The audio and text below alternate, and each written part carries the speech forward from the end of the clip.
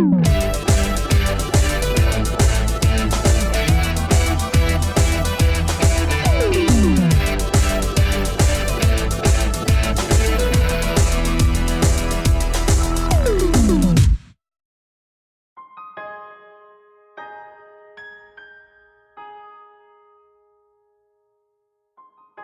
you had asked Applejack what she thought of Rainbow Dash the first time they met, she would have told you that that darned lazy, arrogant Pegasus was one of the most stubborn ponies she had ever met.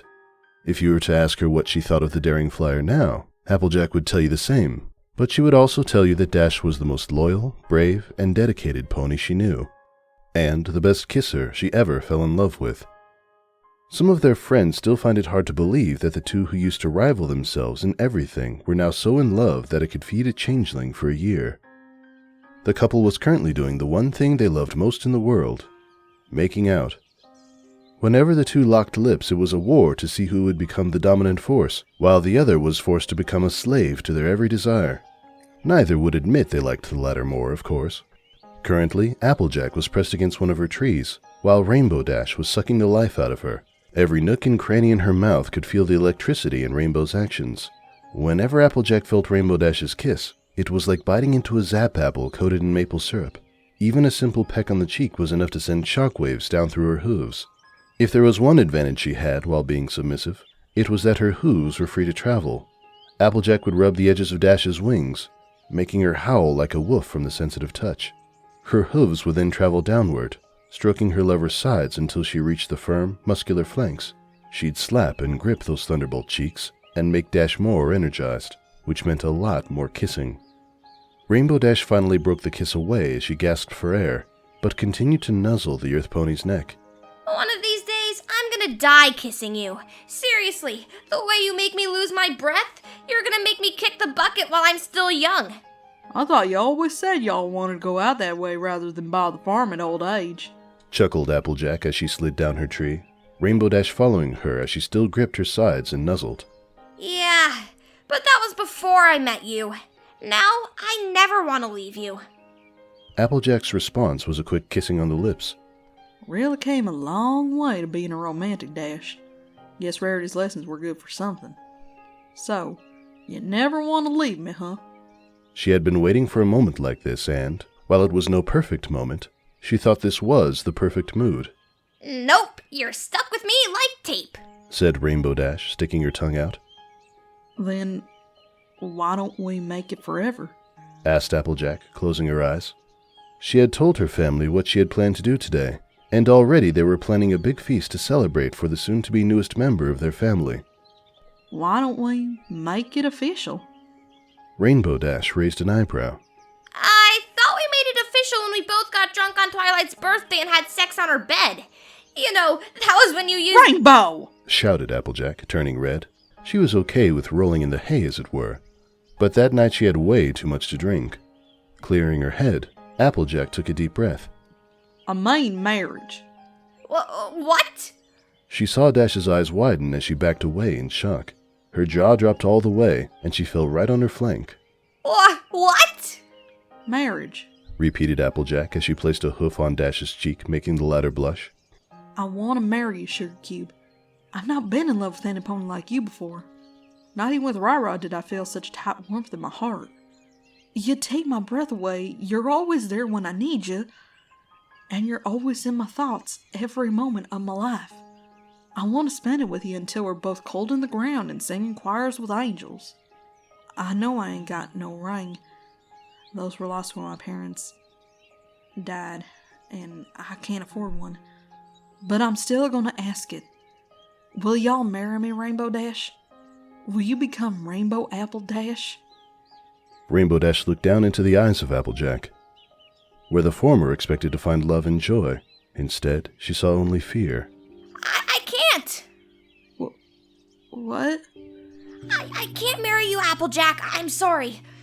I like things the way they are now. We don't have to get married. We don't have to have any of that. I love you and we're fine as we are. But Dash, it's a marriage. Don't you want to take holy vows on being together forever? Don't you want to live together? Have kids? Well, adopt them, but still, grow old together? I do want all that, but not married! Applejack felt sweat drip down her forehead. This was not supposed to happen. Why not? Why don't you want to get married? It's personal, okay? It's none of your business. My business? I just proposed to spend the rest of my life and give everything for you. I'm pretty sure this is my business now. Look, it doesn't matter. I don't want to get married. Just take that stupid idea out of your head and I'm going home, shouted Dash, getting up. Dash! Shouted Applejack. But Rainbow Dash had already kicked off and gone. Applejack just stood there, shocked and silent. Then came the tears.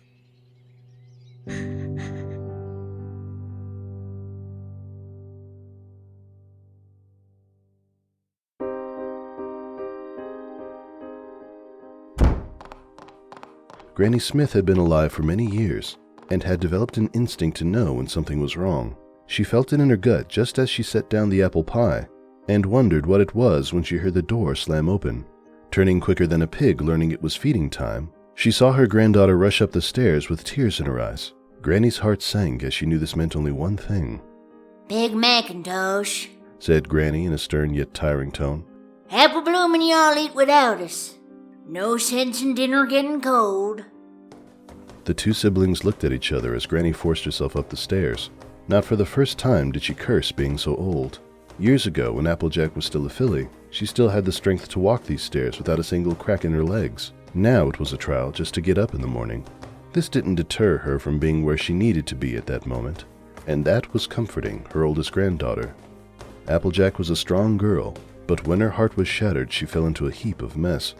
She could still remember that crying little girl who couldn't understand why her parents were gone forever. It took years to help her recover, but Granny Smith did it every day. She only hoped that this wasn't going to end up in a similar situation. The door was unlocked when she opened it, and she saw Applejack crying into her pillow as hard as she could. Granny didn't say anything. She just walked over, sat on the bed, and placed her hoof on her crying granddaughter's back. Applejack slowly turned her head and stared at her Granny. She said she can't. Oh, it's okay, darling. It's okay.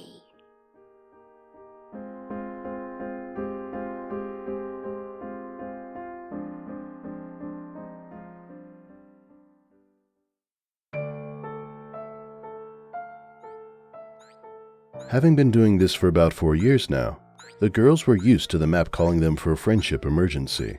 Twilight Sparkle, Pinkie Pie, Rarity, and Fluttershy simply greeted each other and rushed for the map in the throne room. They were expecting to see Applejack and Rainbow Dash with them, but the two weren't in the room. I wonder what the map wants us to do that requires all 4 of us, asked Twilight as she sat down on her throne.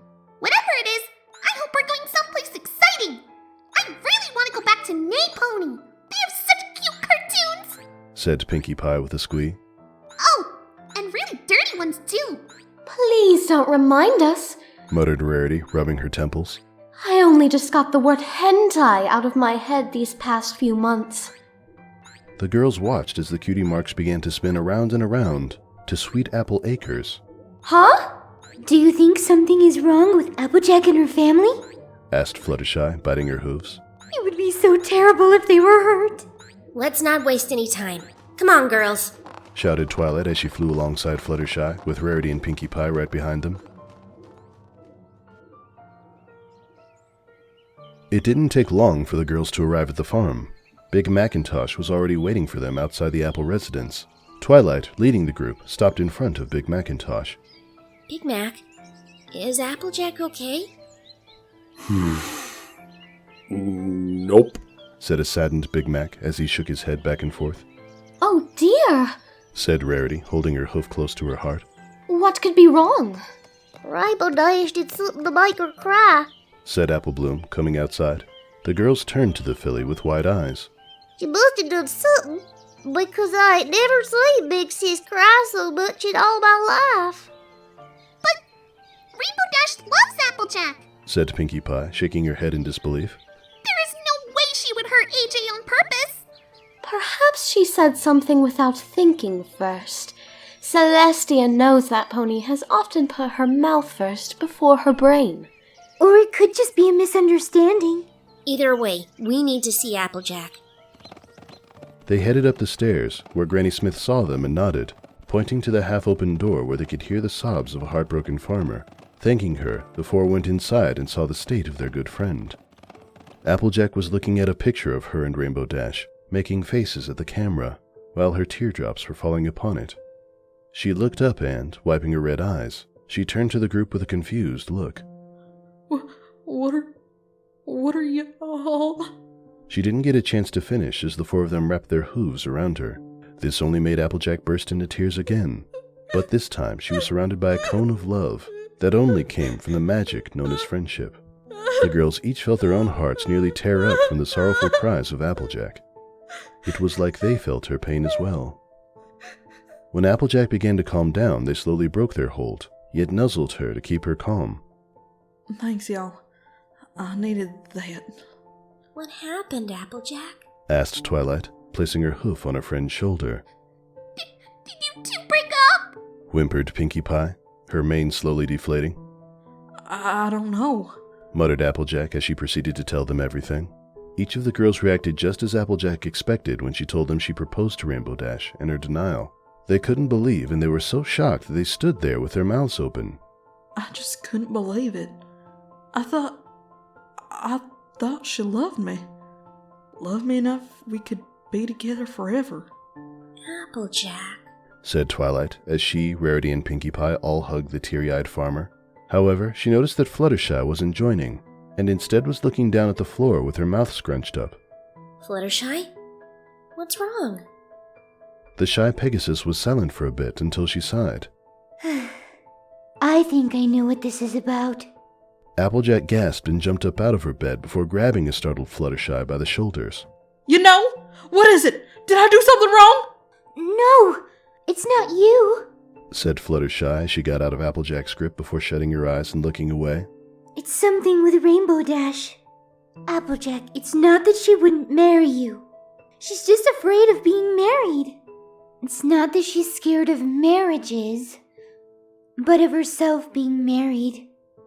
It has to do with her parents, muttered Fluttershy, shaking her head. Parents? I don't think we've ever met her parents, said Twilight, rubbing her chin. The others began to realize it too. Out of all the times they had been to Cloudsdale, they never once met Rainbow Dash's family. They had met Fluttershy's mother and father, and her older brother, but they had never met Dash's. She never brought it up, or said they were always too busy. That's because Rainbow Dash hasn't spoken to them since she turned 18, revealed Fluttershy, making the others' eyes widen. Hold up. That would mean she hadn't seen her ma and pa for over 10 years? Why would she do that? Because she hates them for getting a divorce when she was 10. The group was dead quiet for a few minutes as the revelation of a painful past of their high-flying and loyal friend sunk in. Applejack's eyes then narrowed as she asked, Tell me everything.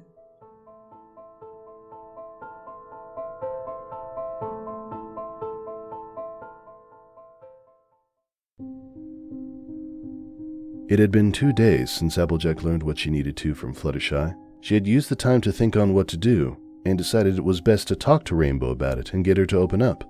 After learning how to use the hot air balloon Twilight had let her borrow, not to mention giving her the cloud walking spell, Applejack made haste for Rainbow Dash's house.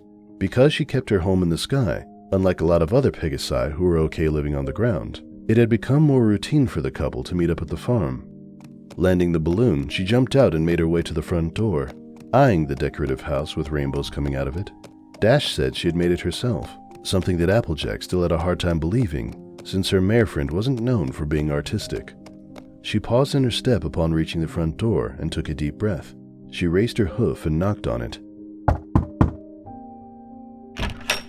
A few minutes later, Rainbow Dash's head poked out of the door before fully opening. The two stared at each other for a long time, Dash biting her lip, while Applejack remained as still-faced as possible. I think this is the first time since we got together that we haven't kissed upon seeing each other.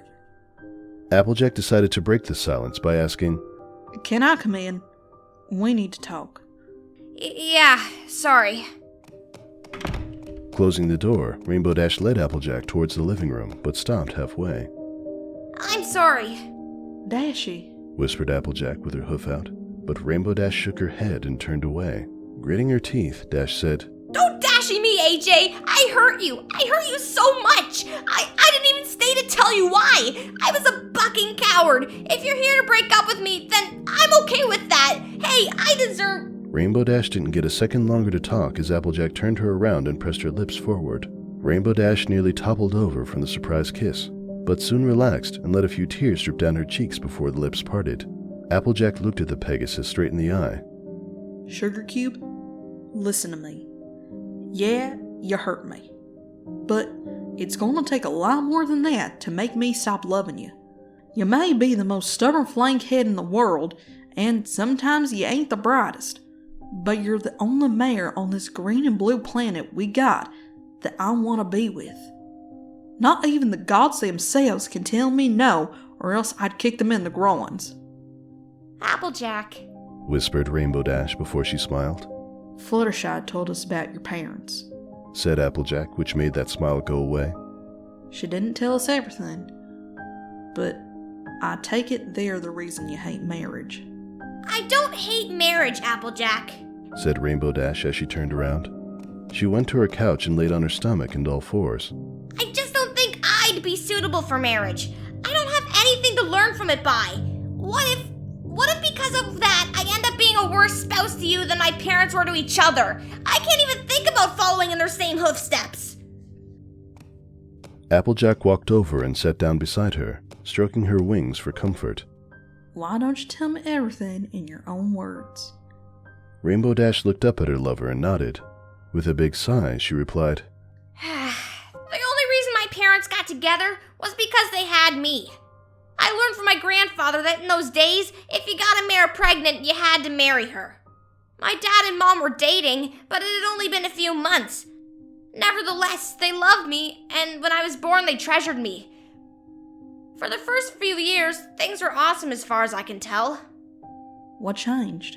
I don't know. Maybe they just stopped loving each other. Maybe it was stress, but they started arguing. And not the kind of arguing all couples have, but the really loud and scary ones. I sometimes used to think it was monsters in my house that was causing all that noise, but it was just my parents. Sometimes they smashed things against the wall like vases, plates, and even my toys.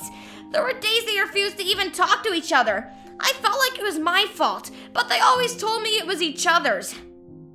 That doesn't sound like a nice fellowhood. Whispered Applejack, who couldn't remember her parents ever having a fight. Just the thought of her Pa and Ma doing what Dash's parents did was unthinkable, and went against everything the Apple family believed in family values. It sucked, Huffed Rainbow Dash, growling. I sometimes even enjoyed school more than I did staying home. Sometimes I used to wish Fluttershy's parents were my real ones. Dash, I'm sure they loved you. I know, but whatever love they had for me was outweighed by their hate for each other. She opened her eyes and turned to Applejack. Do you know how scary it is to be 8 years old and keep hearing your parents fight over everything that you're afraid they'll come to blows? I spent most of my time at home hiding in the covers of my bed. Do you know how horrible it is to hear the only reason they got together was because you were in an accident, or that you blame yourself and wish you were never born? The day I got my cutie mark was the last time I remembered my parents celebrating anything with me, because a month after that, they... She grit her teeth as hard as she could, while her left hoof shook violently. Divorced? Asked Applejack as Rainbow Dash nodded and silently cried. Applejack wrapped her forelegs around her, letting Dash rest her head on her chest. I begged them not to, but they said there wasn't any more love between them. It was over. Dash wiped her eyes. I hated them. I told them I hated them both. Afterwards, I was just bounced over from one parent to the next. They did their best to raise me on their own, give me whatever I wanted, but they were only doing it to still one-up each other, trying to prove who was the better parent each time. Even divorced, they still hated each other. That's just horrible. Whispered Applejack, who couldn't blame Dash for wanting to get out. Applejack had heard of such things with families who didn't have it all that good, but rarely did it ever happen in Ponyville. When I was 18, I left them both. I haven't even seen them in 10 years. I just couldn't take it anymore. That's why I'm afraid of marrying you, AJ. My parents screwed it up and I had to deal with it for 18 years. What if I follow in their same path? What if one day I hate you for something so stupid and leave you because I just want to spite you? What if we have fools and I just use them as pawns to hurt you? I'd rather rip off my own wings. And that right there is why you will not. Rainbow Dash, what are you? A Pegasus? And? Awesome? And? Loyal. Asked Rainbow Dash, which earned her a smile. Exactly. Loyal. You're the element of loyalty. In every situation we have found ourselves in, you have always stood by the side of your friends. You even once threatened to quit the Wonderbolts by standing up for what is right. You even made up with Gilda after all that happened between you two. Explained Applejack as she poked Dash each time in the chest. And what's more, you love me. Now your parents, there might have been love at some point, but they let that slip away. We've been together for nearly 3 years now, and I can't think of a more honest and loyal pony that I want to spend my life with than y'all. But what if we fight? Then we fight. We fight even now as a couple. That ain't gonna change no matter what we do. It's only by keeping our love strong, even when we fight, that we'll be able to overcome it. Whispered Applejack. She placed her hoof over Dash's and held it. Dash, Granny told me that in all marriage, you need 5 things. Love, friendship, trust, dependence, and a good time in the bed. The last one made Dash snort. Well, we got that last one down right. The point is, we have all those things. I love you. You're one of my best friends. I trust you enough that I'd follow you to the gates of Tartarus. And when I need you the most, you're always there for me. Is it not the same with you? Yeah. If it also means so much to you, the fact that you're so determined to not make the mistakes of your parents proves that you know better. Learn from what you had in your fillahhood and make sure to not let it happen. Said Applejack as she leaned forward and kissed Rainbow Dash. You're the light of my life, Rainbow. And I'll wait if you want for us to be married until you're ready. But there ain't no other pony I want but y'all. Swear on my mother's grave. Hugging the Earth Pony as hard as she could, Dash whispered, What did I ever do to deserve a wonderful mare like you as a lover? You made that big boom in the sky? Joked Applejack as she hugged back. Yes. Whispered Rainbow Dash. Yeah, I think so. When you really think... Applejack was cut off as Dash put her hoof on her mouth. No, silly pony. I mean yes to the big question. Wait, you mean... Whispered Applejack as Rainbow Dash kissed her hoof. It means yes. I'll marry you, Applejack. Whispered Rainbow Dash as she leaned forward and kissed her. I want to wear a white gown. I want to have the biggest party ever. I want all of our friends to be there, all of our family, even if it means I have to bring my parents. Applejack moaned as she felt Dash's wings tickle her sides, while the Pegasus's lips began kissing her neck, occasionally biting. She took the cow pony hat on top of her head and tossed it away. I want to have flowers and cake and presents. I want us to say vows that will have us be together until death do us part, and even then we stay together in the afterlife. She began to nibble on the ear, Applejack giving a cry as her tail swept underneath Dash's thighs. I want us to have a family. Fools. I don't care what gender or race. I want to raise them, teach them, and spoil them rotten with as much love as we can give. And I want to have sex with you every single day.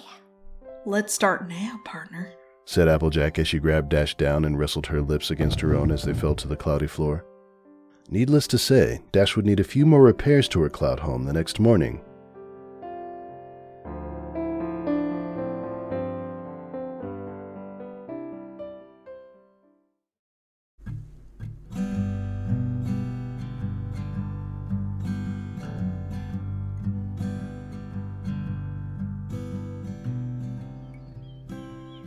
The distraction of work was coming to an end. The day's schedule had long since finished, but Applejack still went from tree to tree, cleaning and cutting the leaves. It was an important part of tending to the orchard, as crucial as planting the seeds and tending to the ground. The sun was setting over the mountains, and Applejack found herself squinting to see the branches and twigs she wanted to cut. She bit her lip, losing herself in her thoughts. After a moment's wait, she slung the shears and loppers onto her back. As she did so, she wrapped them into thick leather containers to make sure they were secure. Then she began her walk back home. Each step felt twice as slow as usual, and Applejack's thoughts were distant. It was like her body was miles away, like it wasn't really there. As she got closer and closer to the farm, and an evening alone with her own mind, she became increasingly desperate. Worse would be when night finally came, and she would go to sleep, biting her hooves, eyes wide, until she'd wake up the next morning. The lights dimmed as time passed. The orchard turned from greens and browns to blacks and blues, and the only light came from the windows of the farm ahead. The house interior glowed gold and white from the lamps inside. From here, Applejack could see the shapes of Granny Smith telling Applebloom to head upstairs to bed. She had an early day tomorrow. They all did. Despite everything, Applejack did not feel tired in the slightest. Rather, she felt uncomfortable. Her skin hugged her far too tight, and her organs seemed to float around inside her, like she could feel every bone and every vein. She took the first step up the stairs to the porch. She stopped in her tracks. Sat at the table just outside her home was a Pegasus. Her face was lit up by a small firefly lantern. Applejack's eyes adjusted to the dark. Rainbow Dash gave her a little smile, but her eyes looked serious. What was Rainbow doing here? Didn't she have work the next day? It did not take long for Applejack to observe what Rainbow had laid on the table. A small deck of cards, each one sporting a Princess Celestia and Luna design on the back. It looked worn and well used.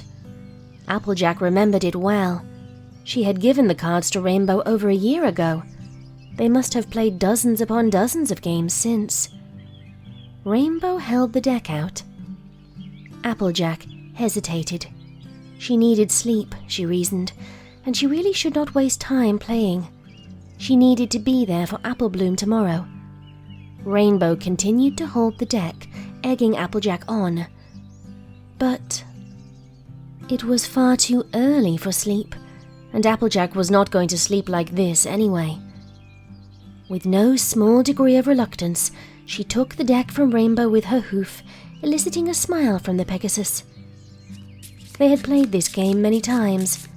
Applejack shuffled, Rainbow dealt. There was just enough light from the house and lantern for Applejack to make out the table, Rainbow, and her own cards. Night fell quickly in Equestria. The cards rubbed against each other softly as she shuffled. When she had done enough, she cut the deck and swapped the cards around with a snap and handed the deck back to her friend. Maybe a game, as ill-timed as it was, would take her mind off things. Applejack glanced at the pony opposite her, taking in her focused expression and serious look. The same look she had every time she played a game. Why had she chosen now to try playing? It screamed against every instinct Applejack had. It wasn't going to help her tomorrow. Rainbow dealt Applejack 2 cards, and 2 for herself. The game was blackjack. It was one of the easiest ones to learn, and they only needed a pack of cards and at least 2 ponies. Applejack picked her cards up, cupping them in her hoof. A 10 of diamonds and a 3 of hearts. 13 points in total. Rainbow's expression was hard to read. Applejack knew it by heart, but Rainbow knew Applejack just as well. Every time Applejack saw something she thought she could use, Rainbow would adjust for the next hand, and vice versa. It was impossible to learn her tells, since she learned Applejack's at the exact same time. Rainbow yawned. It wasn't a quiet yawn that could be stifled, but a long, agonizing yawn that could have been heard from inside the house. The noise distracted Applejack even more than she already was. Her thoughts kept on returning to the appointment that she had to keep the next day. Rainbow smacked her lips and drew a card, oblivious to the farm pony's annoyance. Applejack followed suit. A 6 of clubs, 19 points. Rainbow stood. After a moment's thought, Applejack stood too. 19 was far too high to pick up a new card, way too much of a gamble. Applejack had to keep herself from taking too many risks. That way was the way to losing. Rainbow displayed her cards. 20. A hiss escaped Applejack as she threw down her own cards. Rainbow cackled and brushed them aside. She wore that cocky, smug, self-confident grin the whole time. Applejack kept herself steady. She was not going to give any pony the satisfaction of seeing her rattled. Rainbow dealt a new hand. Applejack picked them up. If she just kept her cool, Applejack knew she was bound to win. They would play 3 hands, like they always did. Applejack needed to win this one to take the lead. Nothing was bet. No money was at stake, and materialistically there was nothing to lose. Except that Applejack did not like losing, and Rainbow was one of the few ponies who felt even stronger about that than she did. Neither was willing to give up. Rainbow bit her lower lip as she played, and stole glances at Applejack when she thought the farm pony wasn't looking. Applejack always was. Was Rainbow thinking about the game too, or was she as distracted as Applejack was? Probably the former. It struck Applejack as unlikely that Rainbow would have to take a member of her family to the hospital the next day. Or if she did not make a big fuss about it. Applejack finally looked at her cards and decided to plan her strategy. She had an 8 of clubs and an 8 of diamonds. That made 16. Determined to think this through as logically as possible, Applejack counted. The number of points for each card ranged from 1 to 13. That made an average of 7.5, right? Right. So she would draw, on average, a 7.5. But if she drew more than 5, she would lose. Applejack was not the most mathematically inclined pony, and she was not sure if her logic was right or wrong. Her instincts told her that she could draw another card, but she stood instead, sealing the deal forever. Rainbow gave her a look of surprise, or at least feigned surprise, and drew a card. Then she presented her hand to Applejack. Rainbow had 18 points total. Applejack let out a sigh as her decision came back to bite her. She reasoned that she had not made a bad decision, just a wrong one. But that was it. The game was over, and she had lost. She hung her head just enough for Rainbow to notice, and then instantly breathed in, dispelling the appearance of a sore loser. After all, she had made a sound decision. She had not taken any risks and tried to control the cards as best she could. Maybe she just wasn't smart enough to do it right. In any case, the game was at an end, and Applejack could finally go inside and do something. Anything. Reassure herself that Apple Bloom would be fine, perhaps. Talk to Granny, Big Mac, herself even. She really wanted some kind words right about now, she thought. She got to her hooves and brushed the cards together into a pile. As she left, Rainbow gave her a stern look, her brows knotting together as Applejack tried to shuffle away. She picked up the deck and slammed it down on the table with a thud. Applejack looked back. Rainbow raised her eyebrow and gave her a suspicious look, like she was expecting something. Applejack wondered what on earth she was playing at, until she remembered. They always played all 3 rounds. It was almost a sign that neither harbored any lasting animosity towards the other. It was a sign they needed after the rivalry at the Iron Pony competition. A sign that they would always keep playing honorably. Applejack sat down again, her lower lip sticking out in an unpleasant manner. Rainbow gave her a beaming smile, flashing her teeth as she dealt 2 more cards for each of them. Applejack flipped them over. Whether she was supposed to play honorably or not, she was in no mood for games. She looked at her hand. 13 points. Rainbow drew a card, and Applejack was right behind her. She grit her teeth. She had drawn an ace.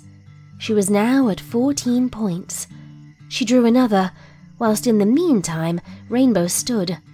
Her friend made a big show of it. She held her hooves up and gave Applejack her best cocksure grin. Applejack drew a 2. Her frustration was simmering inside her as the cards refused to help her along. She drew another card. A 4. That was 20. It was as good a point count as any she could have. She stood and displayed her hand. Rainbow did the same. To Applejack's dismay, she had managed to get 21. 3 games, 3 defeats. A complete waste of time. But at least she was done. The entire orchard seemed to go silent when Applejack tossed her cards towards Rainbow. They clattered on the table, and Applejack stormed away. Rainbow widened her eyes and flinched, surprised at Applejack's apparent rudeness. That wasn't what the 3rd round was for. Applejack felt her mane tumble down over her withers. Each strand of her hair brushed against her coat as Rainbow's hoof snaked away with the speed of lightning. Her mane band was gone, wrapped around Rainbow's hoof. The Pegasus gave Applejack a cheeky grin. Thief? Surely Rainbow could tell she was not in the mood. Not to mention, Applejack hated having her mane down. It went all over the place. It was hard to brush. It looked messy and untidy, and things got caught in it. It was an uncontrollable battlefield. And now Rainbow had her looking like a complete idiot. If there was so much as a sudden breeze, there was no way Applejack could stop her mane from moving. Why couldn't Rainbow just let her be? In response to Applejack's burning stare, Rainbow wrapped the band around her own mane. In a few moments, she had created a makeshift, if short, ponytail, similar in shape and appearance to Applejack's own. She was still grinning like a fool the whole time. Applejack tried snatching at it, but she did not have the same level of speed and agility that Rainbow did. Instead, her hoof flailed close to Rainbow's mane. The Pegasus flinched, her wings flaring. Applejack's mane was draped over the table, trapping cards in the heavy, unwieldy mess. This was not funny at all. She felt like screaming at Rainbow. Why? Didn't she know what was going on? How worried she'd be? Didn't she know this wasn't the time? Rainbow bounced over the table, missing Applejack's nose by a hair's breadth. With a flip and a roll, she glided behind her. To her, this was just a game. As usual, Rainbow had completely missed the bigger picture, much to Applejack's frustration. Apple Bloom's operation was no secret. The young filly had talked about it at school like it was just a dentist's appointment, so the teacher knew. Scootaloo knew. And Scootaloo must have told Rainbow Dash. And that wasn't even taking into account what Granny and Big Mac might have said. So, on the eve of one of the scariest things Applejack had to do, Rainbow had come here and teased her and made fun of her. That was unfair, and Applejack gave a low growl, her face twisting into a snarl. She whirled around, and before she had time to regret it, her hoof made contact with Rainbow's cheek.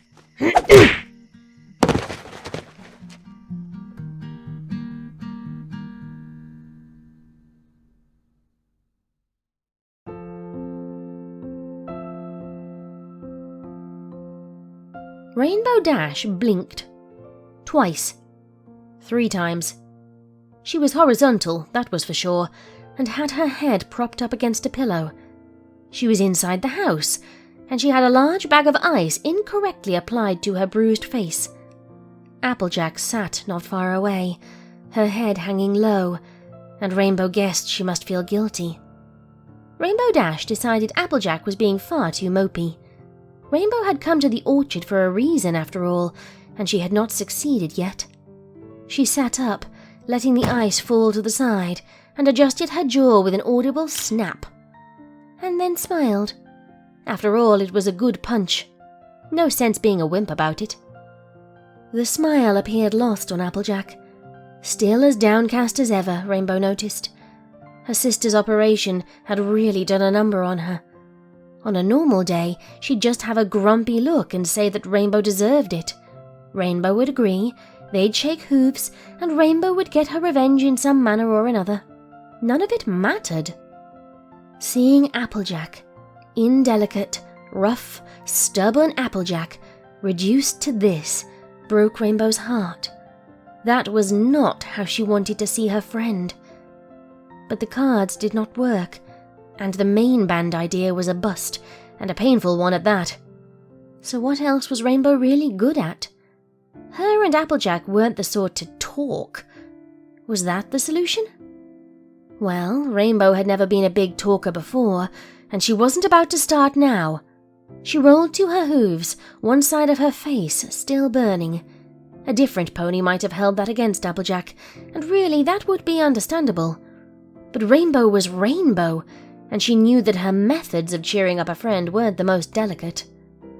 Applejack refused to make eye contact. Whether it was because she was still worried for her sister, or out of guilt, Rainbow wasn't sure. It didn't matter. Rainbow was determined to take Applejack's mind off of her troubles, not replace it with another one. Quick, Rainbow needed to show her she wasn't angry. Slowly, gently, Rainbow tilted her head forwards, letting her nose brush against Applejack's forehead. The soft gesture of affection was enough for Applejack to relax, and her muscles detensed. Her eyes lifted toward her friend. Rainbow smiled, both to Applejack and to herself. Phase 1 accomplished. Now it was a matter of taking her mind off her sister. She could worry about that tomorrow. It was senseless to agonize over it tonight, and Rainbow did not want that for Applejack. It was the whole reason she was here. Rainbow scanned the room. With a huff of excitement, she leapt toward the kitchen, leaving Applejack behind. The farm pony observed the whirlwind of activity that was Rainbow Dash with wide, curious eyes. When Rainbow returned, she held 2 bottles of cider. She flicked the caps, and the golden, sweet drink fizzed, the head dripping down the sides of the bottles. Rainbow handed one to Applejack. Not only would that help AJ, Rainbow reasoned, but she happened to like it too. It was a wonderful win-win situation. Rainbow brought the drink to her lips, holding it in both hooves, and sat next to Applejack. She decided there was nothing else for it, and wrapped her wing around Applejack, giving her a playful shake. That'd keep her smiling, Rainbow thought. The Dawn mare was far too serious, far too often. Besides, Rainbow had already set the bar for affectionate touching when she nuzzled Applejack. There was no going back now. To Rainbow's delight, Applejack's lips curled into a faint smile. Almost there. Rainbow knocked her bottle against Applejack's own and gestured for her to drink up. Rainbow was so close. If any pony could get Applejack to loosen up for 5 minutes, it was the one Pegasus who never did what she was supposed to do. Rainbow decided that made her the perfect pony to deal with Applejack's need for control. It was then that Rainbow noticed Applejack's mane band was still tying her mane back. Applejack's own hair was draped over her shoulders like a blanket of gold. Rainbow dove her nose under the rough, coarse hair and then lifted her head up so Applejack could see. Using the farm pony's mane, she had given herself a makeshift mustache. Applejack finally laughed, her smile splitting open and releasing her throaty, down-to-earth voice. Success! Rainbow beamed. There was nothing, she thought, nothing that being irresponsible and carefree could not solve. Yes, being irresponsible and carefree had earned her a black eye, but that had been completely beyond her control. A little trouble was just fine as far as Rainbow was concerned. She yawned, and Applejack's mane fell from her nose. Rainbow remembered just how tired she was.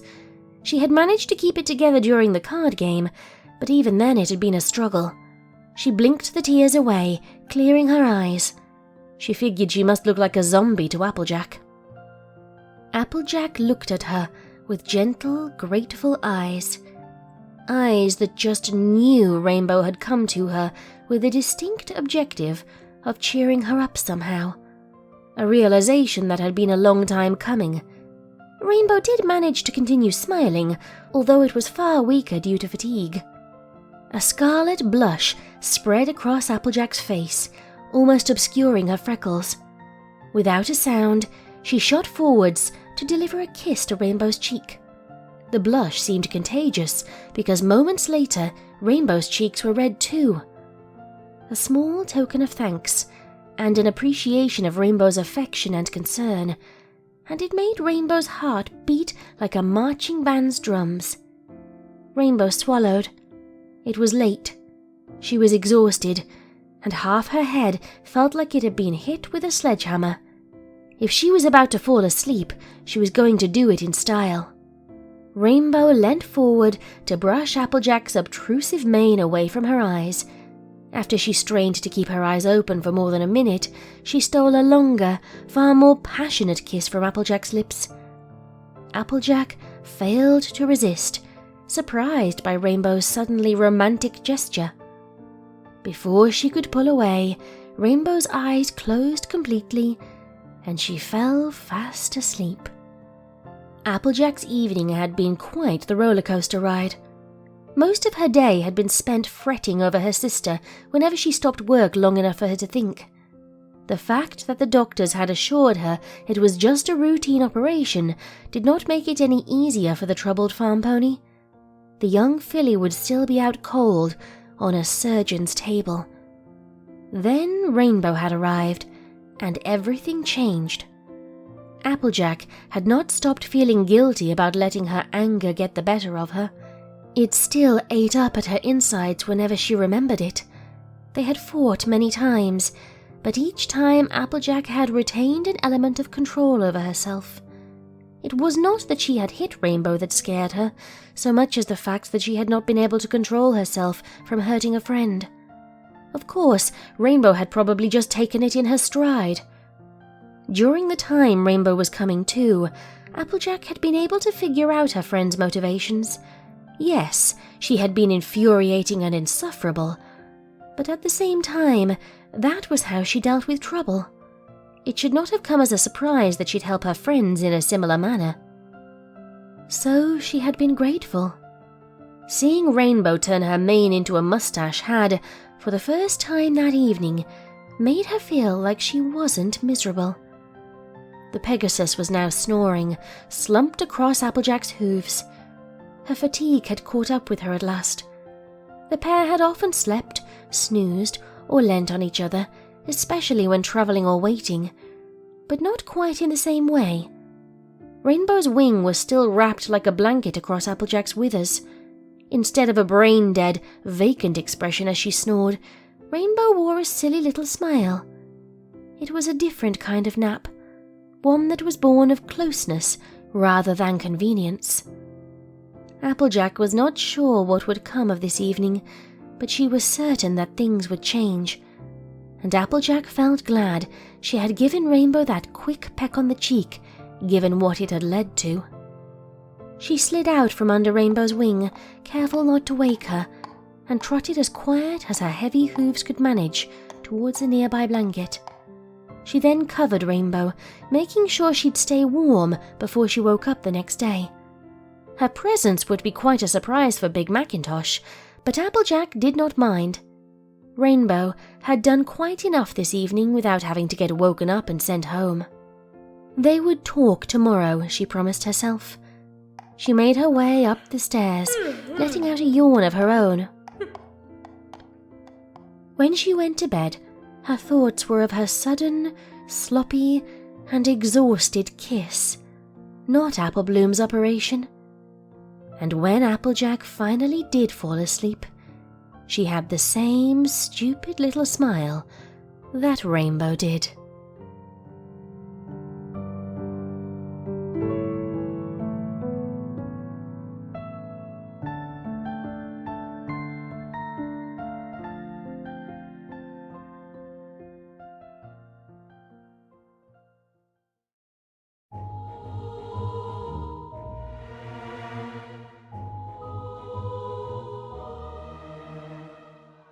It all started one night, an evening just like any other, except that there was a giant shimmering mare of darkness looming above a crowded room full of cowering equines. Oh, my beloved subjects, Nightmare Moon cooed. She stood menacingly upon a balcony before the town hall crowd. it's been so long since I've seen your precious little sun-loving faces. Rainbow Dash rose to the occasion. What did you do with our princess? Snarling, she darted toward the evil alicorn like a courageous blue bullet. She was yanked back in place by a farm mare gripping her prismatic tail with a pair of iron-wrought jaws. Whoa there, Nelly! Applejack exclaimed through clenched teeth. And Rainbow Dash was, frustratingly, anchored in place. It continued not long after, when a lavender pony rummaged through a library, as lavender ponies are wont to do. Elements, elements, elements! Twilight Sparkle stammered as she tossed one tome after another into a growing dusty pile. Ugh! How can I stop Nightmare Moon without the elements of harmony? Just then, Rainbow Dash flew into the unicorn's face, frowning intimidatingly while her voice cracked. And just what are the elements of harmony? She flew forward with a threatening hiss, shoving Twilight further and further toward the wall of the treehouse. And how do you know about Nightmare Moon, huh? Are you a spy? Her ruby eyes narrowed like dagger points. Whoa there, Nelly! Applejack had her by the tail. With one firm pull of her teeth, she dragged the Pegasus away from Twilight, spat out Rainbow's colourful hairs, and drawled, Simmer down, Sally. She ain't no spy. The rest of Applejack's close friends trotted into the library as she faced the pensive unicorn. But she sure knows what's going on. And, sighing, Rainbow Dash flicked her tail hair straight. She hovered still, patient. It happened again, this time in broad daylight, as Rainbow Dash smiled her way out of a foggy daydream. The ponies would go wild! She chirped, her ruby eyes sparkling in the sunlight over Sweet Apple Acres.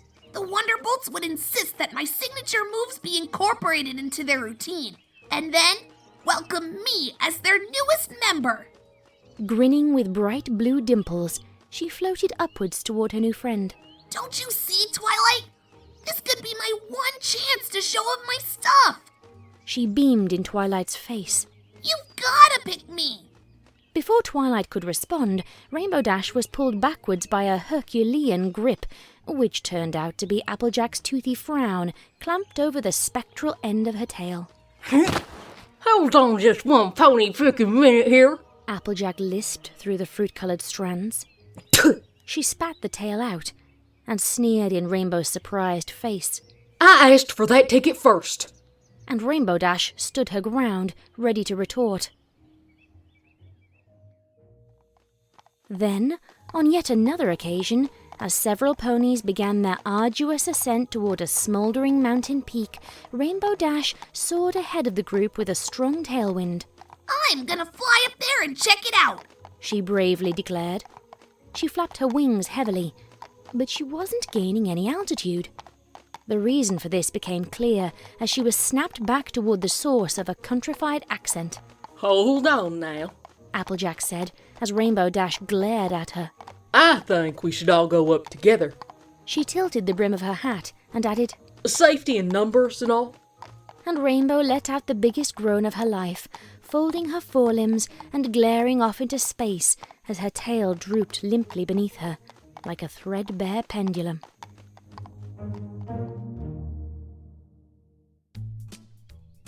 Finally, on a bright, dewy morning, as the sunlight glinted off the golden delicious apples of Sweet Apple Acres.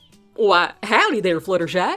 Applejack exclaimed, setting down a pitchfork beside a wagon full of hay. She tilted her hat back and grinned at her friend as she softly trotted up. What brings you here so early? I fixed Winona's leash like you asked me to. Fluttershy said with a bashful smile. Shucks, so soon? You didn't have to hurry or nothing, girl. Oh, but I didn't have much else I was doing. Fluttershy reached back into a pink saddlebag on her side and pulled out the round canvas item in question. All it took was sewing on an extra bit to the end. My hooves are a bit rusty, so I had Angel help me. His paws are tiny enough to get the job done. Well, a mighty heap of thanks to both you and Angel Rabbit. Bunny. Whatever. Varmint's a varmint. Applejack muttered. At the potential receiving end of a stare, she gulped and said, what a helpful little critter you got in that cottage of yours. She took the collar from Fluttershy and examined it up close. Well, I'll be. That's a mighty fine job. Winona's gonna love this. It was a bit too tight beforehand. All her barks came out too high-pitched, if you know what I mean. Fluttershy giggled lightly and smiled. Well, I'm just glad to help. She squinted her eyes at the barn behind Applejack. Say, where's all your apple baskets? I thought you had some fruit to gather this afternoon. Applejack sighed, her head tilting toward the rough soil below them. Reckon I did. However, something's come up. What is it? A voice cracked, and suddenly Rainbow Dash was landing between them with a flash of blue feathers. You donating all the wicker to Town Hall? Don't tell me it's burning mare already! Fluttershy jumped back, her dainty chest rising and falling. Oh, Rainbow! You scared me! Applejack frowned at Rainbow. Don't y'all know it's rude to be dropping in with no announcing whatsoever? Didn't you see the big glowy thing over the east horizon? You mean the sun? There's my announcement. Rainbow Dash did a backflip, landed, and breathed to the crisp morning air. Oh, yeah! The day is mine! You boring ponies are just living in it! Applejack rolled her emerald eyes. Story of my cotton-picking life. So, what happened to your baskets, AJ? For real? Oh, it's not that important, really. Applejack said, this time with a nervous titter. I just, She fanned herself with her hat. I moved them. Yeah, I felt they were taking up too much room in the barn. But Applejack, Fluttershy exclaimed, blinking wide. I saw them here just yesterday when I came to pick up Winona's leash. Do you mean to tell us you moved all of them on your lonesome overnight? You must not have gotten any sleep. Applejack gulped. Well, you see, I had help, and, Wait a sec. Rainbow Dash raised her right wing like a forelimb to hold the conversation. With suspicious, squinting eyes, she spied the dirt below them. Several hoof tracks spiraled in the soil, leading to and from the barn. These hoof prints are leading towards the west field. She raised an eyebrow in Applejack's direction. You don't have any apple orchards in the west field. Why would you and your family be carrying the baskets there? Because we were getting them washed up. Yep, dirty baskets are the worst. Rainbow Dash glared. But your well is closer to the east field. Applejack bit her lip. Applejack. What? Rainbow Dash leaned forward. It's that family from Everrun Farm, isn't it? Applejack backed up, nervous. I wouldn't know anything about. They're stealing your stuff again, aren't they? The ire in Rainbow Dash's heaving figure rose and rose with each epiphanous sentence she spouted. And right after all that horse hockey they said about you and Granny Smith ruining their irrigation. Ugh! She stomped her hooves angrily. It's not enough that they're compulsive liars, but they gotta steal your stuff now too? Now, Rainbow Dash. Why didn't you tell us all about this sooner? Applejack stomped her hoof in return. 'Cause I didn't want to make a fuss. That's why. She frowned. The Everrun family is just confused is all. Confused? Rainbow Dash spat. AJ, they're stealing your apple baskets. That's like your lifeblood and stuff. That's very mean of them. Fluttershy softly added, trembling. If you at least told Twilight, maybe she could get them to stay away for good. She knows the princess after all. No! Applejack blurted, forcing Fluttershy to gasp. That's exactly the kind of stuff I didn't want to get involved. We country ponies are already taking care of this. Big Mac and Granny went to the Everrunners to talk it over all civil-like. We don't need to blow this up to smithereens any more than it's already fixin' to. So what? Rainbow Dash grunted. Those punks will just walk all over you and come back next week to steal something even more valuable. Puh! Civil my eye! She spun around and spread her wings with a devilish smirk. It's about time some pony taught them a lesson. No, Rainbow. Let's see them steal apple baskets with their hooves shoved down their throats. With a rocketing noise, Rainbow Dash flew westward. And Applejack jumped. I said no! Her teeth clamped over Rainbow's tail. And Rainbow kept flying. The one thing that broke the moment was a grand, sickening pop that resonated across the orchards like a gunshot. The shriek from Fluttershy was cut off by a pair of yellow hooves slapping over her muzzle. Her wide eyes stared up at Rainbow Dash in disbelief. Was all she could horrifically utter. What? Rainbow Dash blinked innocently, hovering in midair. She glanced back over her shoulder, then down at empty space. Applejack's eyes crossed, following the spectral strands in her mouth, their falling length. Finally, the opposite end of the tail, as it fell unceremoniously toward the uneven dirt below. What followed next were 5 lengthy seconds of silence, each breath of which was occupied with numb and dumb stares. Then all 3 broke into a cacophonous fit of hysterical noise. Applejack spat her end out and backed away from the tail like it was a coral snake. What in tarnation? Oh, goodness! Applejack! How in the hay is that even possible? AJ, what did you do? But it's never done that before. Well, you've never been a huge flippin' idiot before. Hey, you were about to go murder my neighbors. I was not. I was just going to punch them. Softly. Never mind that. How in the name of apples and oranges did this happen? Oh my goodness! Oh my goodness! Oh my goodness! Oh my goodness! Fluttershy, jeez. Rainbow Dash frowned down at her. Stop being such a... Her eyes rolled back in her head as her cracking voice let out one lasting squeak. With a sound akin to a collapsing sack of potatoes, Rainbow Dash fell hard on the ground, her legs sticking up like an adorable blue cockroach. Land sakes! Applejack's hat fell off. Rainbow Dash! Fluttershy rushed over, crouching at her side and putting her ear against the stiff Pegasus's chest. Oh no! Her pulse is so weak! She launched a frown at Applejack. Did you really have to pull so hard? Look, I'm sorry. If I had known she would have fallen apart so dag-blamed easily, her mama should have slapped a fragile stamp on her keister the day she first fell out of her sky cradle. This isn't funny, Applejack! Fluttershy stammered, close to tears. She needs help! We need to get her inside! What? Inside? What in blazes for? Can't you feel it? It's sweltering out here. We need to get her somewhere that's cool. Fine. Applejack rushed over. Help me heave her onto my backside. Fluttershy shoved in futility against Rainbow with her skull. Her feeble hooves made scraping motions against the pliable earth. Oh, for the love of Alt, allow me. Applejack hoisted the tailless Rainbow limply over her spine.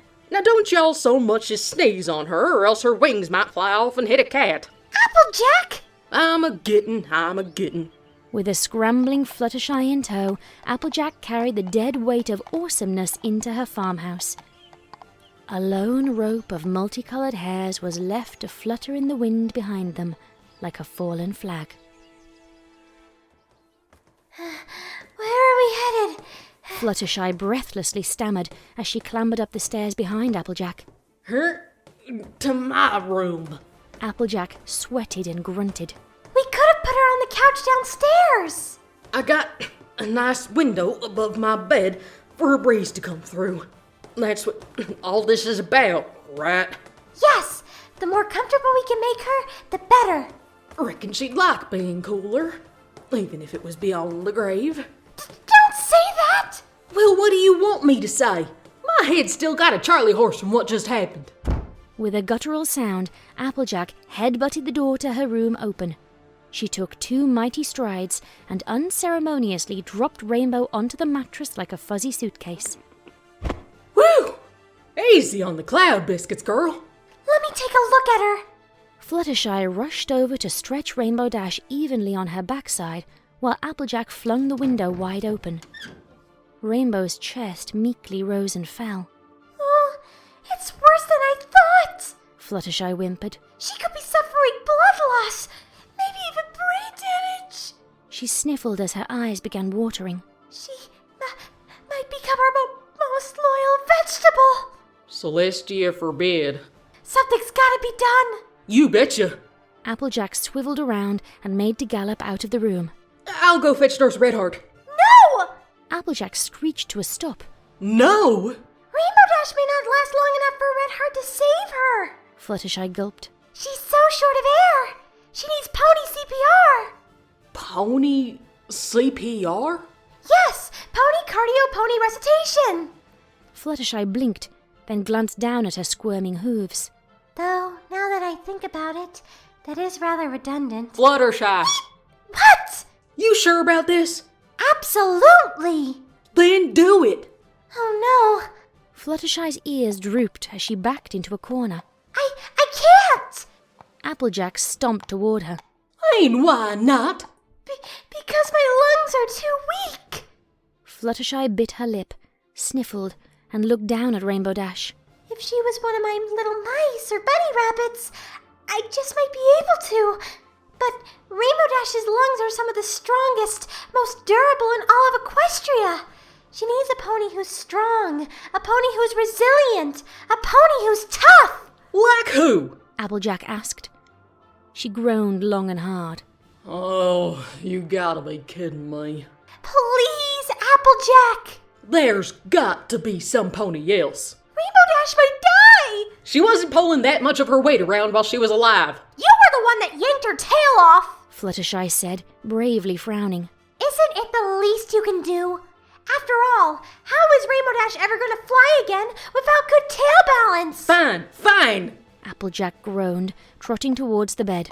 Just don't give me the stare or nothing. She gulped. How do I do this again? Just like in them health brochures? First, you must get on top of Rainbow Dash. Applejack stared into space. Applejack! Right. Okay. Applejack crawled onto the bed. She crossed her hooves over Rainbow Dash's middle. Right. Hereabouts? Higher. Up. I knew that. And follow me. Fluttershy squatted down beside the bed, opened Rainbow's mouth, and bobbed her own shoulders with an undulating charade. 1,000, 2 1,000. 3 1,000, 4 1,000. Applejack followed Fluttershy's beat. Breathe. Fluttershy gestured toward Rainbow Dash's mouth. Applejack's face was twisted, her one eye squinted open. Breathe, Applejack! Breathe! Right, we're breathing. Applejack tossed her head down, crossed lips with Rainbow Dash's, and exhaled for all she was worth. Hoisting herself back up, she gnashed her teeth and repeated the motion. 1 1,000, 2 1,000, 3 1,000. Yes! Fluttershy squeaked, her wings twitching. Just like that. Pretend you're a mommy bird gently feeding her young. Shut up! 4 1,000, breathe! Applejack bent over and clamped her lips over Rainbow's again. After exhaling, she sat back up. This is no use. Have patience. Buck patience. Applejack straddled Rainbow's thighs. I got to pound her harder, is what? She slapped the Pegasus's chest this time, causing the whole bed to squeak and rattle. 1 1,000, 2 1,000, 3 1,000. Rainbow Dash's limp ears flopped back and forth. A thin river of drool came out the corner of her mouth. That is, until Applejack's exhaling mouth came over her jawline once again. And breathe! Rainbow's torso expanded as Applejack shot breath into her, clamping her jaw down like a lion might snap a gazelle's neck. Fluttershy watched pensively, rubbing her hooves together. Tiny whimpering sounds came out of her golden lips. Suddenly, unbeknownst to the farm mare, Rainbow's eyelids started fluttering. A single tear fell down Fluttershy's face as she beamed with joy. At that point, however, Applejack was sitting up again. Down my farm, will ya? Not on my watch, you featherbrain! 1,000! 1,000! Rainbow Dash? Rainbow Dash's ruby eyes flashed open. Her jaw hung agape, and her twitching gaze danced left and right. She saw the room, the soft bed she was in, the sweaty orange pony who was bouncing right on top of her, her blonde mane tousling through the ethereal afternoon glow. 3 1,000! 4 1,000! Applejack seethed, preparing her breath. Come, Rainbow Dash! Come back to... She knelt down and straight into Rainbow Dash's embrace. Fluttershy's wings drooped as she witnessed Rainbow smothering Applejack in the mother of all smooches. Blue feathers stretched into the far corners of the bed as she returned the farm mare's gesture, passionately and desperately, breaking every now and then to breathe and crack forth, Oh my gosh! Oh my gosh! Oh my gosh! Yes! Applejack! Yes! I've waited so long for this moment! All this time, I knew you felt the same. Make love to me right here in the sea of freckles. I knew it. She stopped suddenly, her every muscle freezing. A pin drop would have been a mercy kill right about then. Rainbow Dash blinked, her wings drooping slowly, like melting ice sculptures on either side of her. She glanced at Fluttershy, at the drool stain on the bed, and then at the endless scowl on Applejack's frowning face. This isn't a dream, is it? Applejack's freckles dissolved in a sea of red. No, it most certainly ain't! Rainbow Dash looked at a mortified Fluttershy. She looked at the sunlight. I gotta go. She shoved Applejack off, spread her wings, and dove out of the window. I've got things to do, like right now. No, Rainbow Dash! Fluttershy shouted, waving her hoof desperately. Don't! You have no tail balance! Oh, crud! Was all that could be heard outside, followed by a horrendous crashing sound. Tree branches fell, chickens clucked, and perhaps a cat may have shrieked in the middle of it all. Once the thunder had settled, her raspy voice squeaked forth on the edge of vomiting. I can't feel my wings. Applejack? Fluttershy gulped and looked forlornly at her. She can't feel her wings. Applejack face-hoofed, sighed, and trudged out the door, still carrying a scarlet blush over her rigid features. And just whose place is she gonna have to crash at while getting better? As if we didn't already know. Do you need some help? Nothing to it, Fluttershy. Reckon you ain't fit for chopping a Pegasus head off. Fluttershy shuddered. Standing alone in the room, however, she was confronted with a startling thought. Gasping wide, she galloped out of the room and exited the house opposite of where Applejack was going to tend to a broken Rainbow Dash. Fluttershy scampered outside to the front of the barn. She skidded to a stop, panting, glancing every which way. Oh no! She cried. It's gone! Indeed, the soil before the barn door was blank. There was no sign of the prismatic band to be found anywhere. It wasn't under the wagon, by the feeding troughs, or the wooden fence. But... Fluttershy gazed beyond an invisible camera pony, her aquamarine eyes quivering softly. Who would be so devilish and so cruel to steal Rainbow Dash's tail?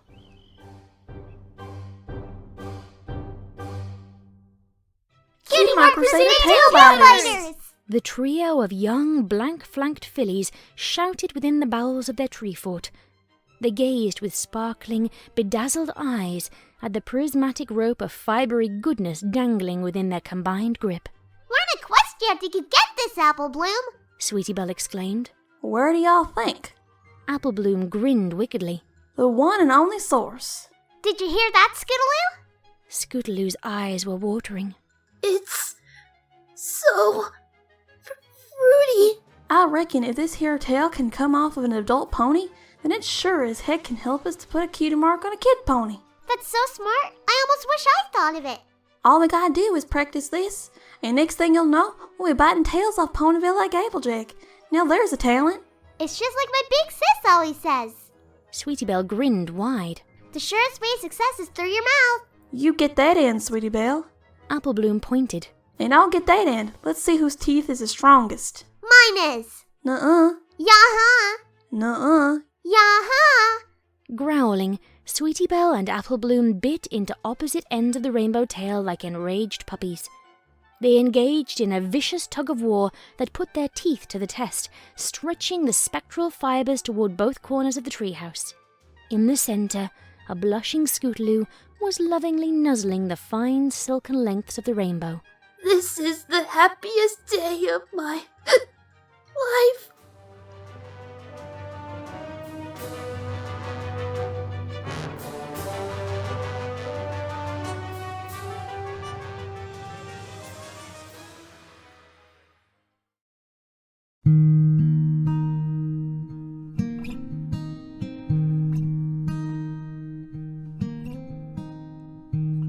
At what point does a relationship go from being friends to lovers? Rainbow Dash pondered this question silently. The idea of it pestered her, keeping her up. She was relaxed, and certainly in a good mood, but the words in her head seemed to prevent the curtains of sleep from fully closing. The problem, she figured, was just how much friends already love each other. She had learned that first hoof, of course, along with all her closest friends over the last few years. Friendship was its own form of love, its own expression on the concept. To call some pony a friend was to love them. But then, where did the line exist between friend and lover? Hooves held? Shared secrets?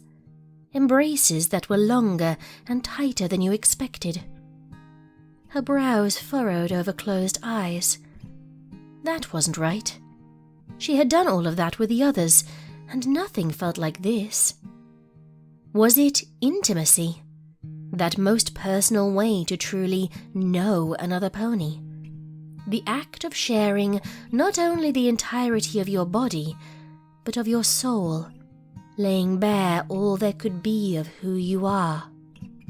She gently shook her head, smooshing her cheek into the cloud pillow. That wasn't right either. You had to get there first. Rainbow Dash opened her eyes and focused on the dark room, on the orange muzzle resting so close to hers, almost touching, every breath from it tickling her chin ever so slightly. Was it a kiss? That certainly seemed like it could be the right answer. There were other plausible solutions that came to mind. Answers like how nervous she felt when she asked if Applejack wanted to spend time together, and how her heart soared along next to her in the sky when the other mare said yes. Maybe it was those intense emotions that came for some and not others, but again, it did not seem right. Some ponies might be closer to her, sure, but they were still just friends. Just friends, she thought. She breathed in deep, catching a scent normally unfamiliar to her room, and closed her eyes while she relished in the hint of earth that gave body to the normally damp cloud room. Just friends, she thought again, emphasizing the word even more. Was it when you place one particular pony on a higher tier than all the rest? But even that wasn't exactly the answer she had been looking for. Like intimacy, this one felt like it lay on the other side of the line she sought to define. For her to consider any pony to be worth more than others, she must already consider them to be more special. Her philosophizing was interrupted by a grunt from Applejack, and Rainbow Dash opened her eyes again to watch the Earth Pony shift gently on the bed. Applejack inhaled deeply, and then stretched a forehoof out with a concurrent yawn. The leg dropped gently until it found itself on Rainbow Dash's withers, and then settled in there, her hoof nestling somewhere between the top of Dash's wing and her back. There was a single snore, and then Applejack was silent again, save for that rhythmic breathing that still tickled the Pegasus's chin.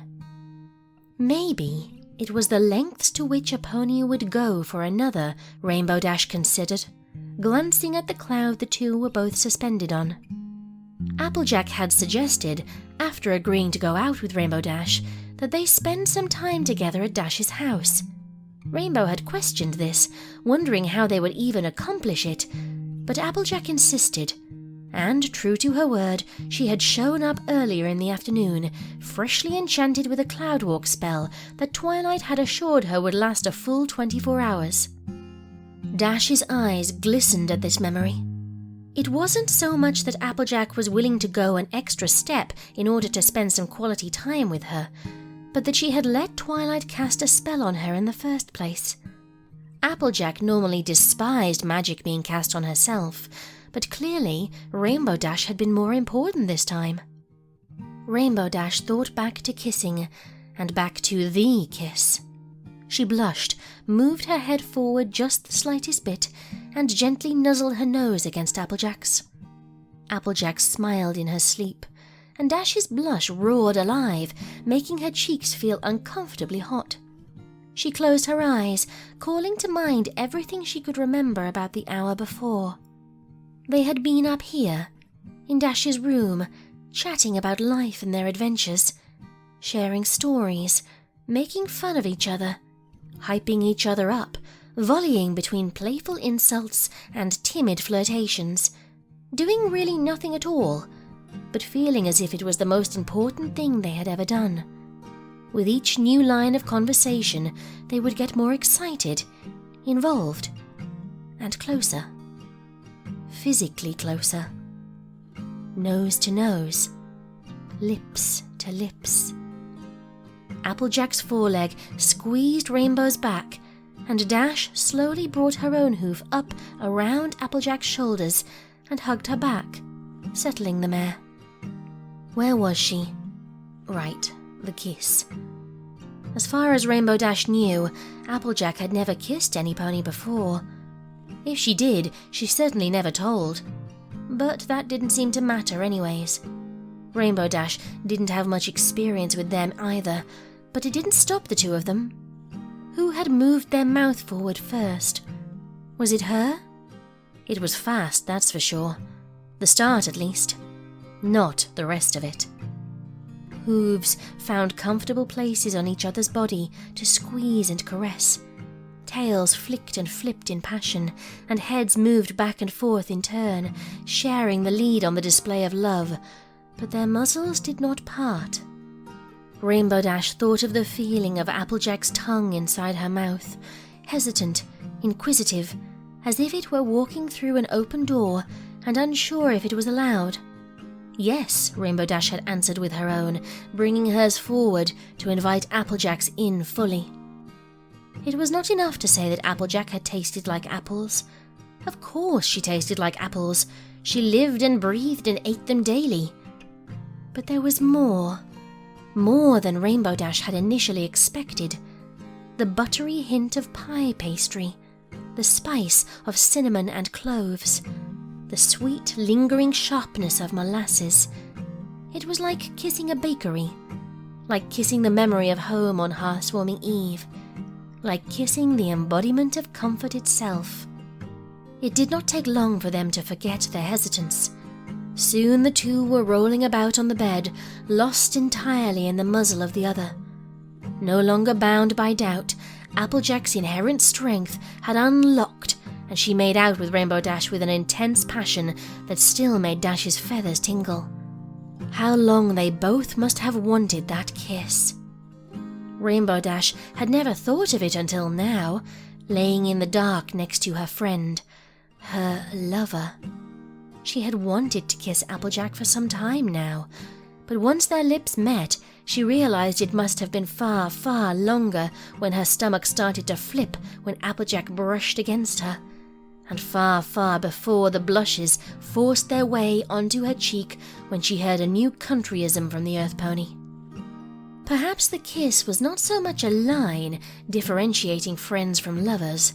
It was the mark of an evolution, a slow and progressive thing, an undefined gradient between those you loved and those you loved. Rainbow Dash felt something wet against her nose, and she realized her eyes had been open, but she was seeing nothing. Lost 1,000 yards away, her vision taken up by memories instead of the present. She blinked and found the most gorgeous green irises before her, shining in the dark like emeralds in a mine. Applejack chuckled quietly, and her hoof moved from Dash's back to her mane, stroking it. Something on your mind, Sugar Cube? Sugar Cube. Such a common thing for Applejack to say, but now, somehow, so much more important than any word Rainbow Dash had ever heard.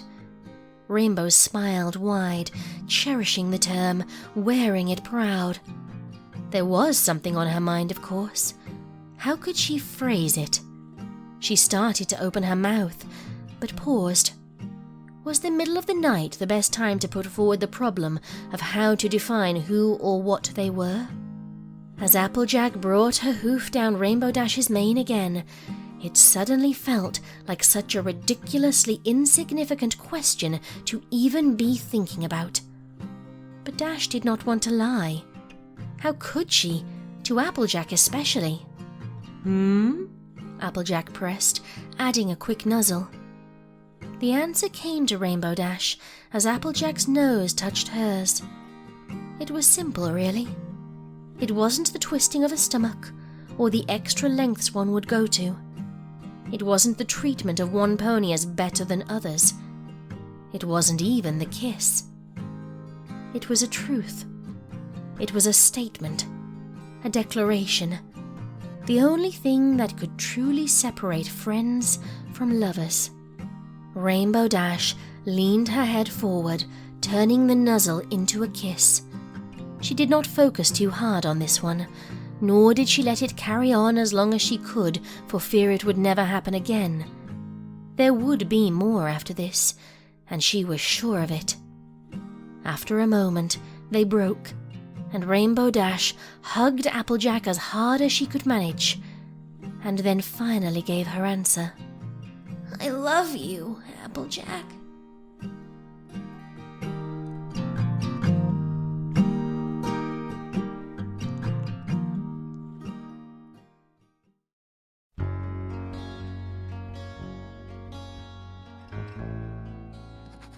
Before we begin, I have something of a confession to make. This month I had extraordinary difficulty finding anything of note to write about in this article. The equestrian autumn is a dreary, tedious thing. Clothes tend more towards practicality than style. It is a time when I prefer relaxing the chilly evenings away with a glass of red, not journey across Equestria in search of inspiration. However, there was a matter I felt compelled to put to paper this month, and I shall. I pride myself on being well-versed in the playground of society, and enjoy an ever-increasing circle of good friends and colleagues. Alas! I have not been on the romantic market for some time, preferring to keep to my work. In my long, dry spell, so to speak, I have come to believe in a certain vision of the romantic relationship.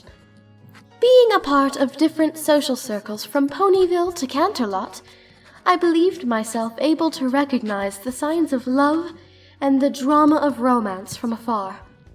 Imagine my surprise, then, when one afternoon I was enjoying a very delicate tea with my good friends at a charming venue at my hometown of Ponyville. The barrel scraper throbbed with ponies of all shapes and sizes, many of whom Rarity had seen earlier that day at Sweet Apple Acres. Cider season was the best time of year for the dingy yet popular bar's business, but unlike the produce served by Applejack, the cider at the local pub was hard. The small windows didn't let in much light, and the noise meant everything Rarity had to say needed to be shouted over the din. It was a large bar, but nonetheless crowded. Despite everything, it was a pleasant backdrop to the discussion going on at the small square table nestled in the corner by the window. It was out of the way of traffic to and from the bathroom. There was no draft from the front door. Regardless of the poor lighting, it was comfortable and spacious for the 4 ponies leaning on the old varnished wooden table. Rarity nearly knocked the cider mug over as she waved her hooves around with all the dexterity of a concussed octopus. 3 weeks since I've written! She exclaimed, her voice nearing a screech. I've not had any ideas since my last article.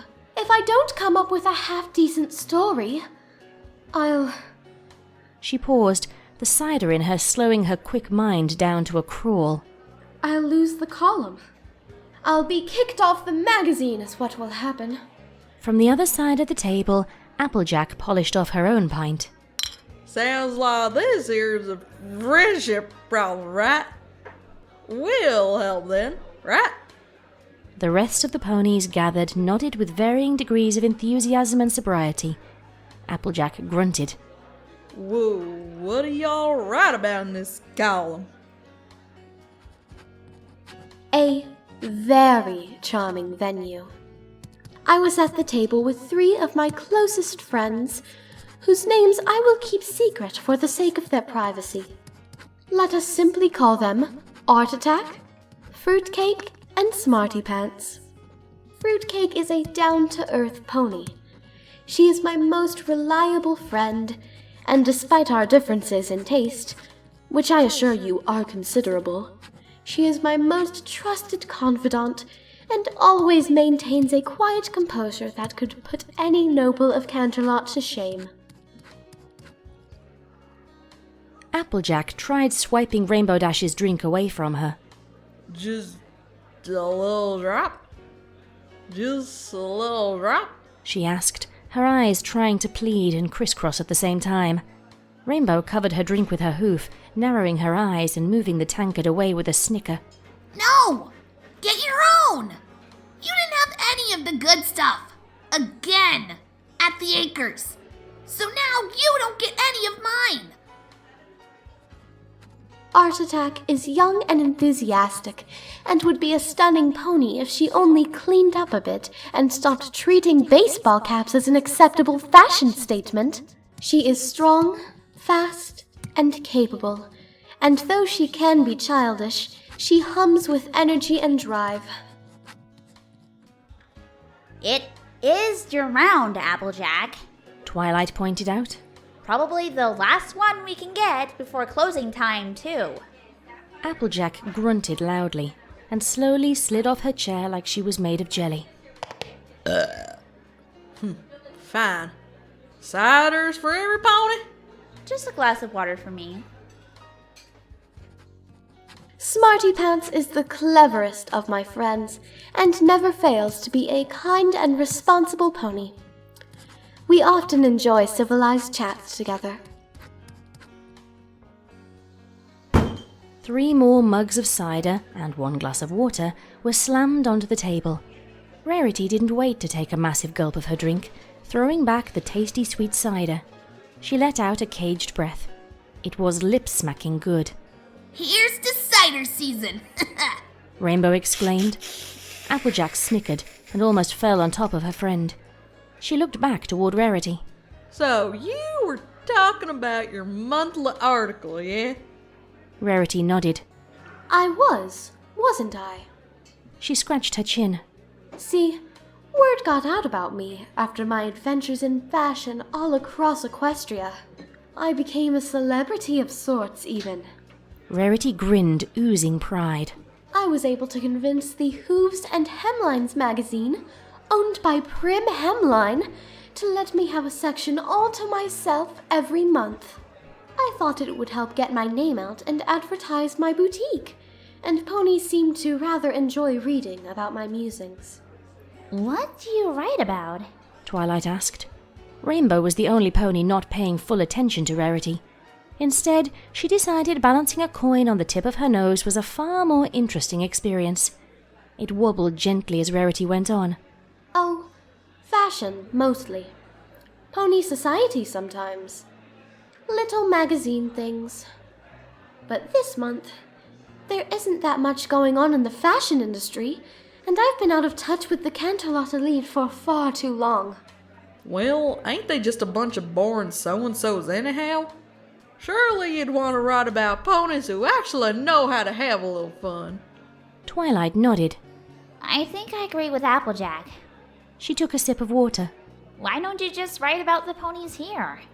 Her eyes lit up. Ooh, you could write about us. We are pretty interesting.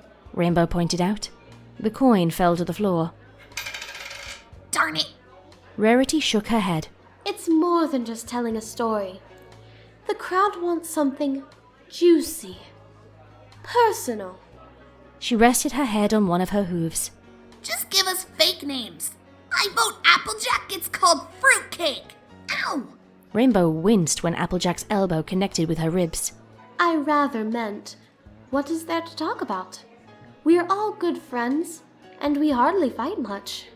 It's hardly riveting magazine material.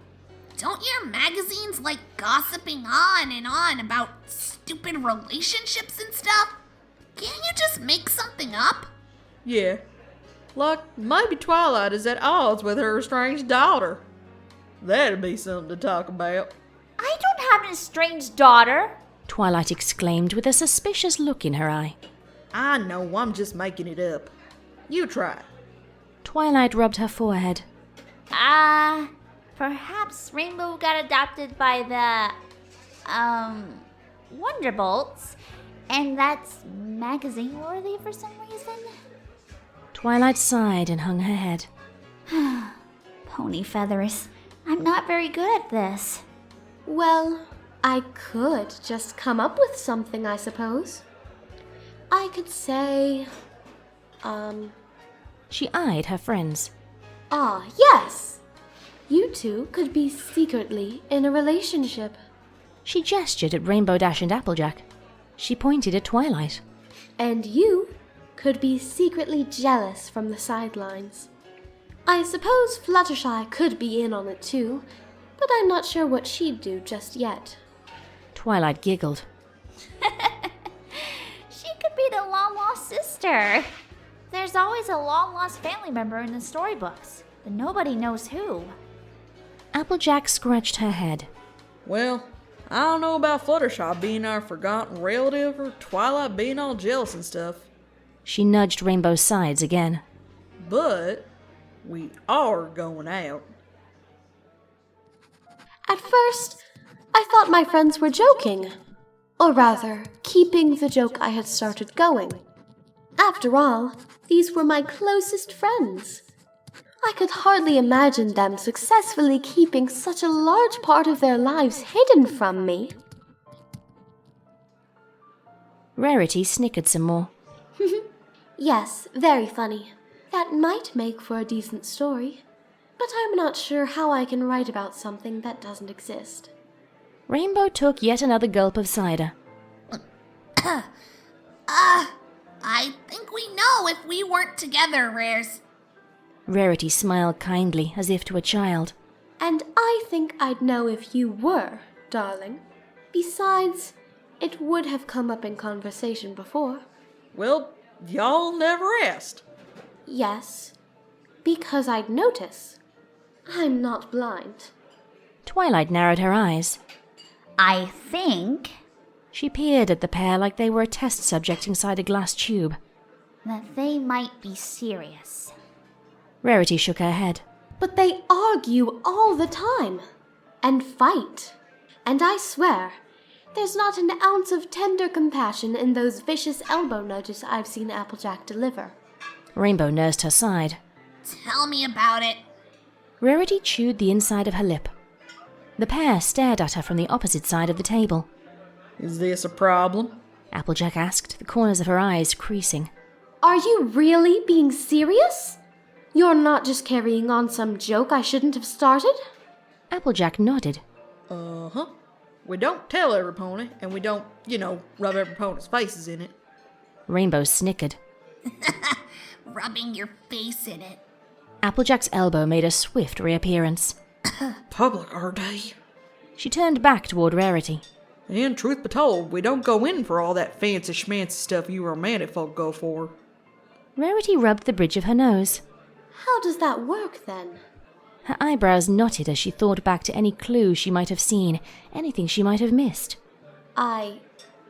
You must have been trying to keep this a secret at least. Rainbow shrugged. No. We just act normal. Rarity frowned. Act normal? Acting normal is spending time with one another, longing gazes and such. We're spending time together now. Applejack pointed out. I don't know about longing gazes. Yeah, we don't do longing gazes so much. I don't think we've had a proper longing gaze in, Rainbow Dash tapped her chin. Must have been Summer Sun's Eve, right? I remember being pretty longing that evening. After we played horseshoes, that is. Horseshoes is not a romantic activity. Rarity snapped. And at Summer Sun's Eve, why, you could have danced, had a late-night dinner, walked by the lake, anything at all. We rather like horseshoes. Rarity's mind raced as thoughts flooded through her brain. Actually, I think you're right. Applejack brightened. This will make for an interesting story. She went on with a smirk. You're sure you're comfortable being the subject of an article? Applejack shrugged and downed the rest of her drink. Ask me again when I'm sober. But for now, yeah, sure, what's the harm? As I had previously touched upon, I pride myself on being able to pick up on little signals that ponies give off. For Art Attack and Fruitcake to be going out under my very nose was quite humbling, but also a matter of some curiosity. It was then that I decided I wanted that to be the subject of this month's article, and to perhaps shed some light on a relationship that defies my preconceptions. Rarity shook Applejack's hoof. I most certainly will. And of course, I'll keep your names out of the article. I think Art Attack will fit you quite well, she said, gesturing toward Rainbow. I'll take it. Also, I think Twilight should be Smarty Pants. I can't be Smarty Pants. My old doll is called Smarty Pants. Yes, but my readers won't know that. Rarity got to her hooves. Her stomach lurched. I think I must visit the bathroom. 2 steps later, she hesitated. On second thought, home might be the wiser choice. Whoa! Ooh. Standing up always makes you notice how drunk you are. How about we call it a night? Rarity sucked in a lungful of air. I suspect we might have to. I'm going to feel this in the morning, aren't I?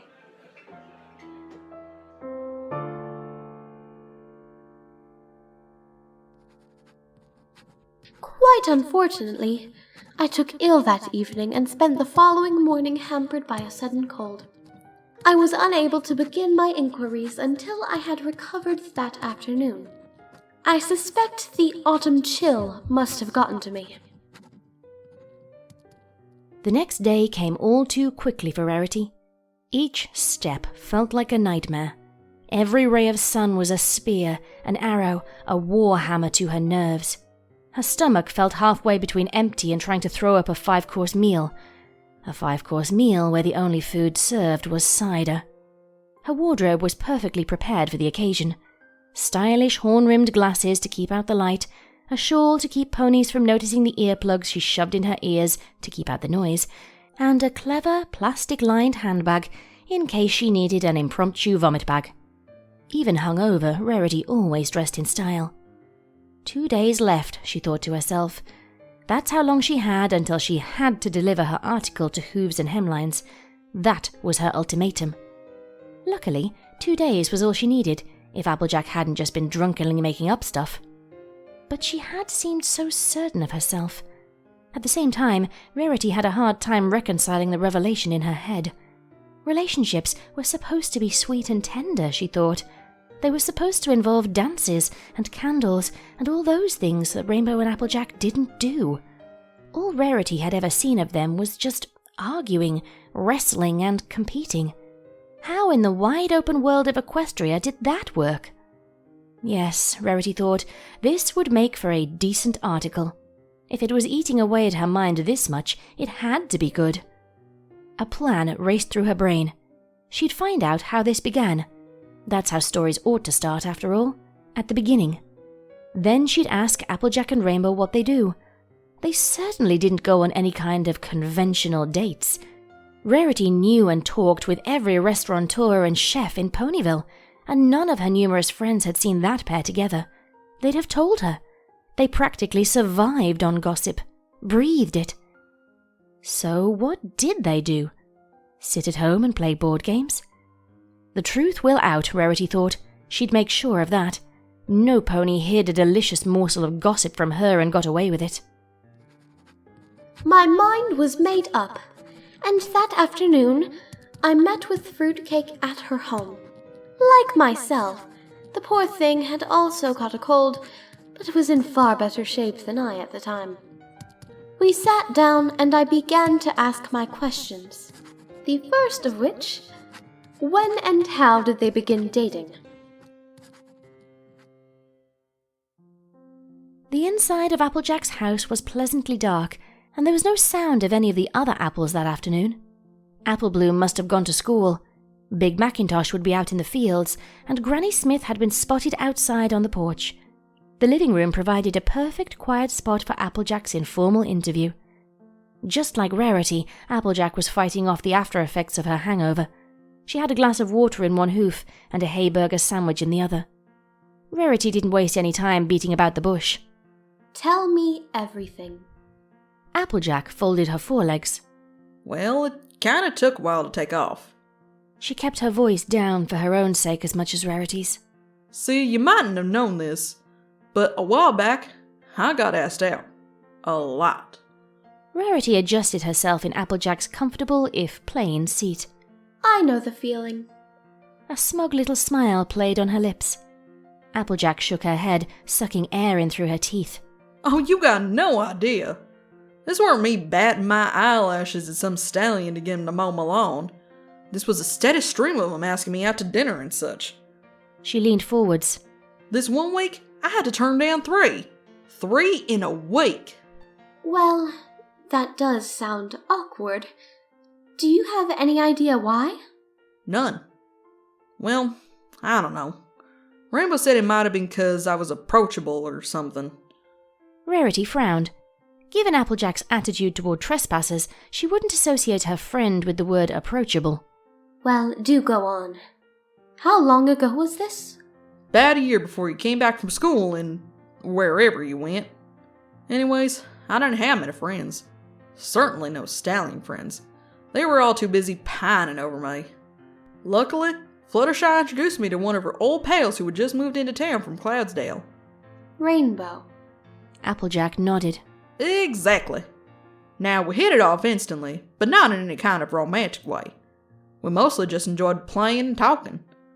But not long after she moved in, she ended up having the same problem I did. Rarity narrowed her eyes. Oh? Dozens of stallions and mares were all over her.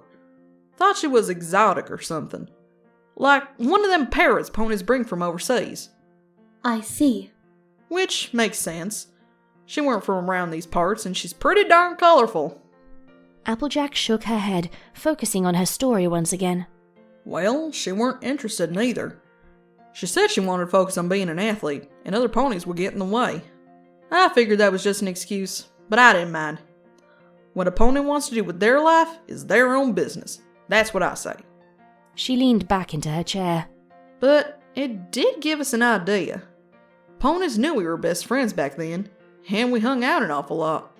So, we decided to put on this little act. Act? Applejack nodded. We agreed that every time some pony asked us out, we'd say that we were together. It was easier than coming up with all manner of excuses or just plain telling them we weren't interested. And it worked. You pretended to be an item to scare away potential suitors? Pretty much.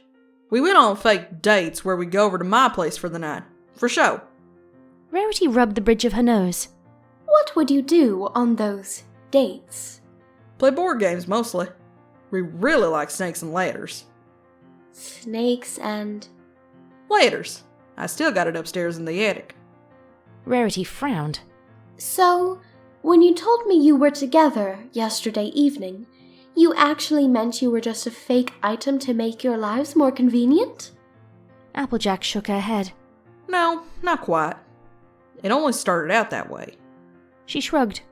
But it did take an awful long time for us to move past that. Fruitcake told me a lot I confess I didn't know about her.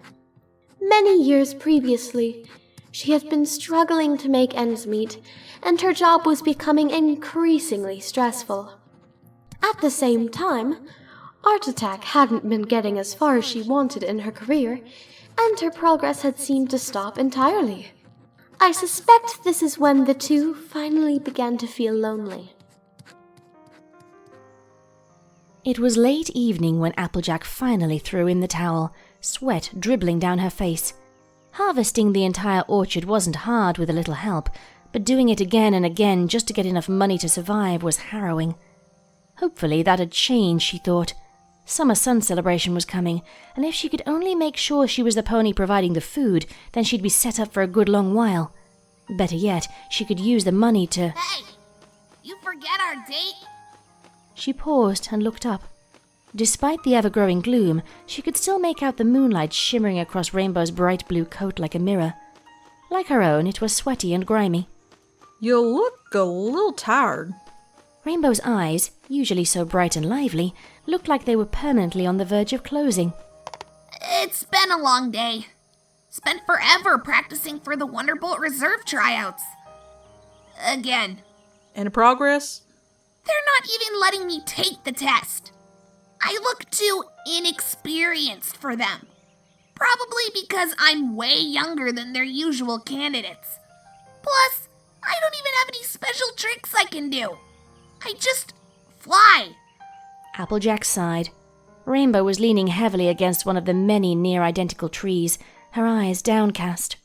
What about that, sonic rain blast you talked about?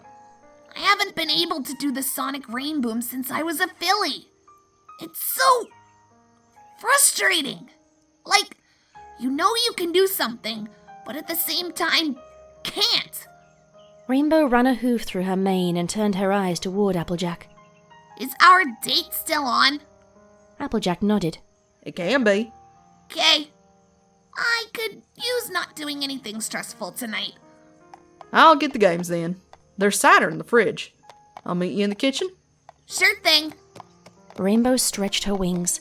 On another day, she might issue a challenge, maybe a taunt or two. But today, neither pony felt up to living up to their competitive reputation. Instead, they each went to help set up their board game. Rainbow poured 2 ciders, and Applejack laid the big colourful wooden board on the kitchen table and pulled up 2 chairs.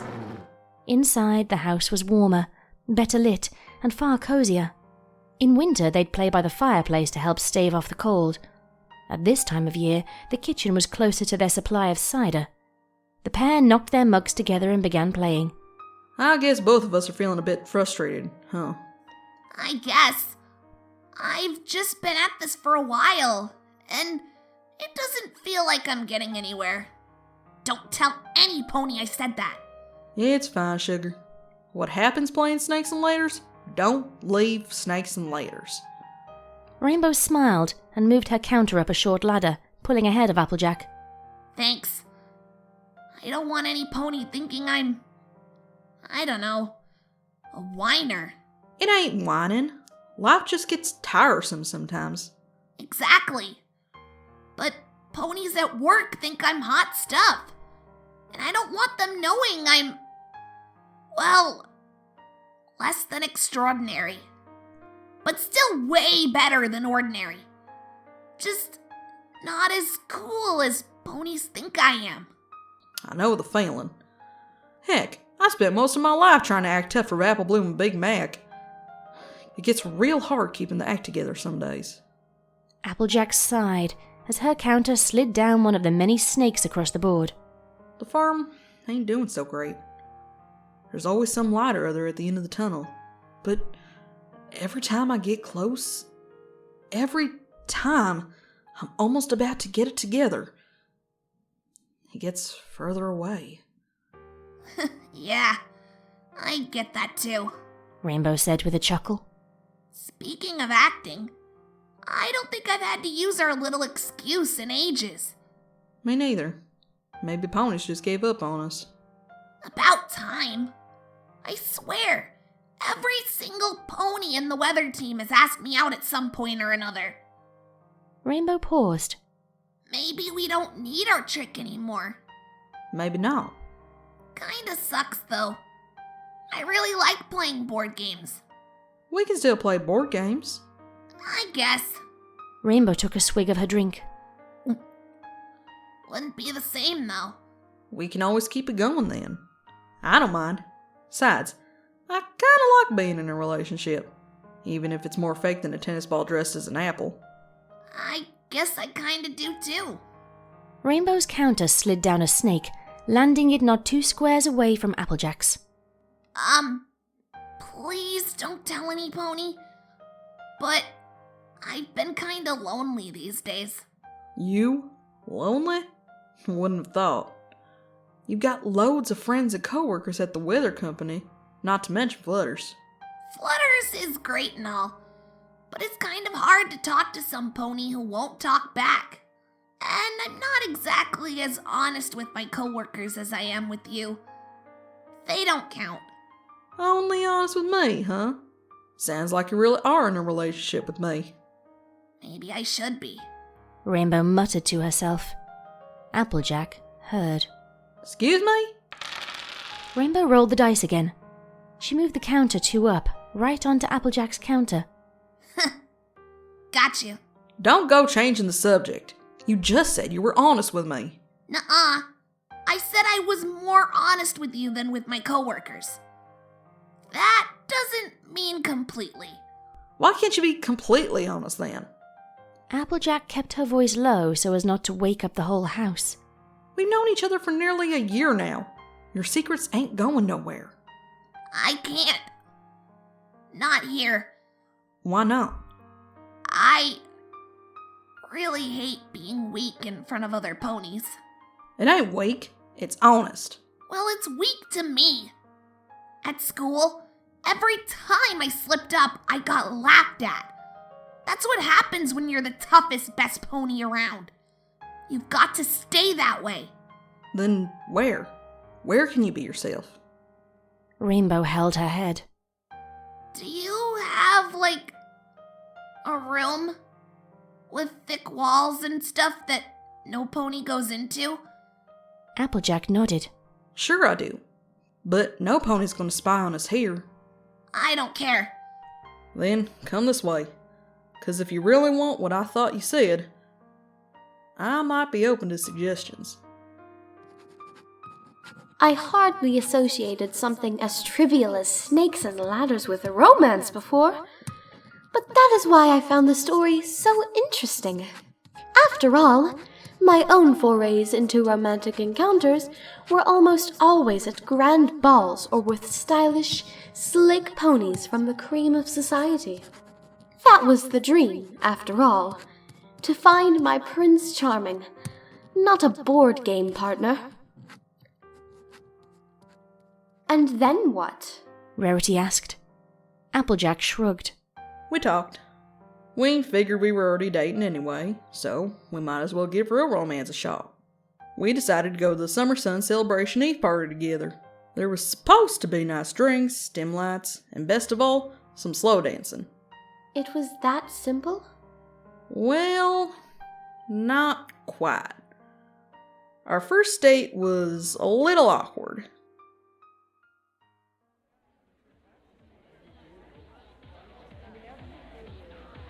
I can't believe we're doing this, Applejack muttered.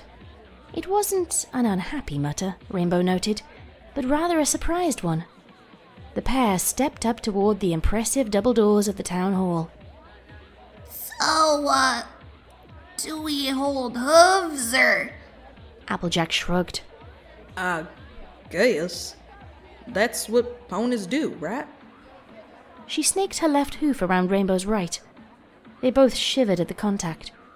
It felt alien somehow. Rainbow had spent a long time getting used to Applejack's physical contact. After all, she could hardly avoid it. Applejack liked shaking hooves, nudging ponies, leaning on them, and more. Even if Rainbow was less reserved in that area, the sheer amount of times Applejack had all but demanded touching was enough to put her on edge for a long while. This was different. It was like playing hoofball, but without kicking the ball too hard. Rainbow didn't say anything, though. How was she supposed to put it? You're holding hooves weirdly, could you maybe try again later? Summer Sun's Eve wasn't the biggest event of the year, nor was it the most special. In many places, it was barely a footnote in the day-to-day lives of the common pony, but in Ponyville, couched in the shadow of Canterlot, it was celebrated with cakes, drinks, and dancing. It was the logical place to go for a first date, Applejack had pointed out, and Rainbow couldn't think of any counter-argument worth a damn. This place looks great. Is it like this every year? No. Applejack looked at the balloons, streamers, and flowers of every color. Usually it's, well, darker. Less balloons. She looked at Rainbow suspiciously. Maybe they got a new caterer? I've got no idea what it was like before. Weren't you here last year? Yeah, I was in town, but I didn't go to the celebration. Who'd I have to go with? I had only just arrived. I don't know. Fluttershy, maybe? Rainbow snickered. Yeah, because you can totally see flutters at an event with more than 3 ponies at once. She threw her hoof toward the crowd. Applejack tilted her head to the side. Good point. She really should get out some more. I'm trying, but she only really likes animals. I offered to let her join in practice, partner up in races, and go to a hoofball match. But she just wasn't interested. Maybe you should try asking if she wants to go someplace she'd like to go. Who doesn't like hoofball? Rainbow snatched herself a slice of cake and promptly shoveled it into her mouth. Her wings slid another paper plate, complete with additional confectionaries, toward Applejack. Thanks. She tossed a handful of chocolates down her mouth. After chewing loudly for several seconds, she paused. Sorry, she said, remembering to slow down. She must have looked like some kind of beast, wolfing down treats like they were pills. For what? Applejack hesitated, then ate another chocolate, this time taking a small, dainty bite from it, instead of swallowing it whole. Rainbow gave her a look, the corners of her eyes creasing, then tossed her a bottle of cider. Drink? Applejack nodded, gratefully cracking the bottles open with a flick of her hoof. Thanks, I needed that. She squared her jaw. Dance? I'm not a great dancer. Rainbow glanced toward the sea of ponies. Not that it wouldn't be awesome to clear the floor here. Applejack felt as awkward as Rainbow looked, but she wasn't too off-put to notice Rainbow's lie. She might not have danced a lot, but on the rare occasion Applejack had seen her, she moved faster and slicker than any pony around them. She didn't have skill or grace, but she had enthusiasm. You've not held back before. Something up? No! I'm just... She shook her head. It's not exactly the kind of dance I'm used to. An island in the middle of the crowd, both Applejack and Rainbow felt stuck. All sets of hooves felt glued to the floor. neither one quite daring to make the first move. Applejack tried giving Rainbow one of her elbow nudges, but when she did, Rainbow's muscles felt all stiff and hard. Gone was the relaxation of sitting at home playing games. Even if Applejack felt brave enough to slide closer, wrap her hoof around Rainbow, and sink into her as the music washed over them, it'd be like dancing with a plank of wood. It'd be the same for Rainbow too, she thought, as she noticed how tense she was herself. Rainbow's wings fluttered. Mind if I have some of that cider? Applejack handed her the drink. It ain't hard, though. Rainbow grunted. Better than nothing. She sighed. We'd better get out of the way, huh? Both ponies stepped outside of the crowd, hanging by the edge of the room. They looked at the crowd of ponies, each seemingly free of the anxiety that plagued the both of them. Here and there they saw a flash of pink wherever ponies looked almost gloomy. It was the oddest thing. Wherever it went, bored ponies began to smile. Applejack wished it would pass her by. I ain't sure this'll work. Rainbow frowned in response, her eyes flashing with frustration in the darkened room. It should. We've been sort of doing this for ages, right? Applejack sighed. We played board games. It ain't exactly the same. I ain't never been in a proper relationship before. I've been stuck taking care of my family. The only pony I've really gotten to know has been you. Rainbow finished. She snorted. Screw dancing then. Drinks are free tonight, right? She held out another drink she had swiped from a nearby table. Want another? Applejack smiled. Sounds good to me. And then, instead of sitting on some hill somewhere and looking at the stars, we'll just play horseshoes, like we always do. Rainbow grunted in appreciation and took a determined bite out of her cake. Who cares about being all lovey-dovey and all that crud? We were perfectly cool before, weren't we? We kinda were. Applejack nudged Rainbow in the side. Ow! Did I ever tell you how much that hurts? Nope. Well, it does. And you know what? I don't mind. She leaned against Applejack. I like you. A lot. Her voice was as soft as her grating tone allowed for. And I like you because who else can you play board games with and pretend to be in a fake relationship with? Likewise, partner. So, here's my plan. We obviously suck at letting our guard down like this. So let's just not. Not until we're home, out of the way. Someplace quiet. She grinned. We don't have to be all mushy outside of our comfort zone. I like my comfort zone. It's awesome and nice. And comes with cider and stuff.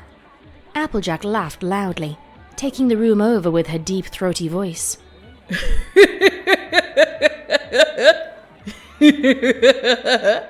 I ain't got unlimited amounts of it, you know. She tilted her head. But I know what you mean. So, wanna step outside and play horseshoes? Rainbow asked. As an afterthought, her wings, as dexterous as fingers, snatched another couple of bottles of cider. With refreshments, of course.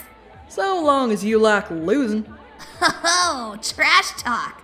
That's new. Rainbow replied, her voice dripping sarcasm.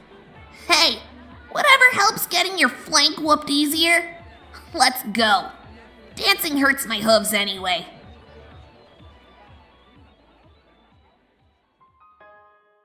Applejack leaned back. And that pretty much set the tone for our entire relationship to come. We were friends, but also more. She scratched the side of her head. Her hangover had all but gone. Rarity put her hooves together. I remember Summer Sun's Eve. I even saw you two outside playing. I never even thought. We decided we wanted what we already had. Things got better for us pretty quick. After the Summer Sun celebration, the farm made enough money for us to expand a bit, and things got a bit more comfortable. Rainbow won the Young Flowers and kickstarted her career again. In the middle of all that, ponies forgot we'd been telling them that we were going out. All they remembered was, don't ask RD or AJ out. They'll say no. Applejack beckoned Rarity to follow her. Come on, let me show you the only real thing that changed.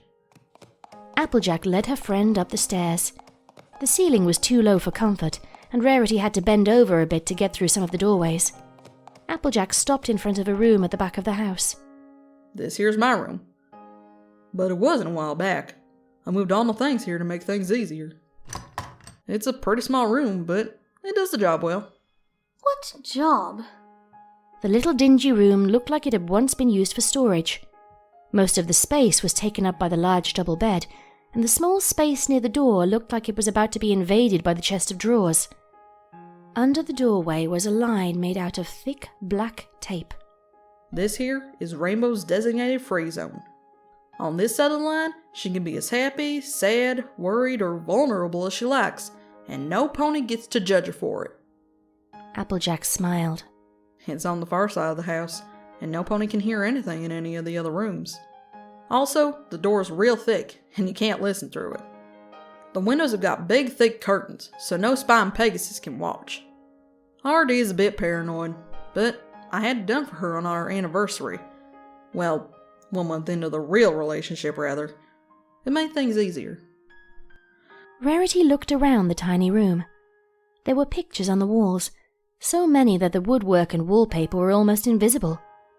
There were books of all kinds, daring-do novels, romance novels, and even a copy of Hooves and Hemlines. That's really rather sweet. I didn't expect that. Part of being in a relationship is being honest, right? We were almost there anyhow. Rainbow just needed a little extra help. Rarity nodded to herself. Well, I think I have plenty to write about. This has been quite illuminating. Applejack chuckled. If you think that was interesting, you should wait till I tell you about the time Rainbow admitted she was actually straight. Rarity paused. Let's leave that for the next article, shall we? In short, I believe to have been looking at romance somewhat wrong. Whilst I certainly do associate romance with a certain glamour, dinner by candlelight and such, I do believe that at its core, being in love with some pony, whether they're a friend or more, is being able to be yourself. In my case, being myself includes those remarkable dinners by candlelight, and I certainly don't intend to give them up.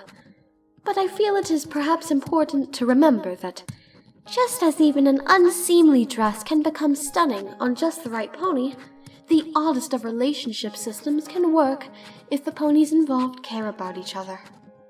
Even if that system involves only being able to let your guard down in a special, sound-insulated room.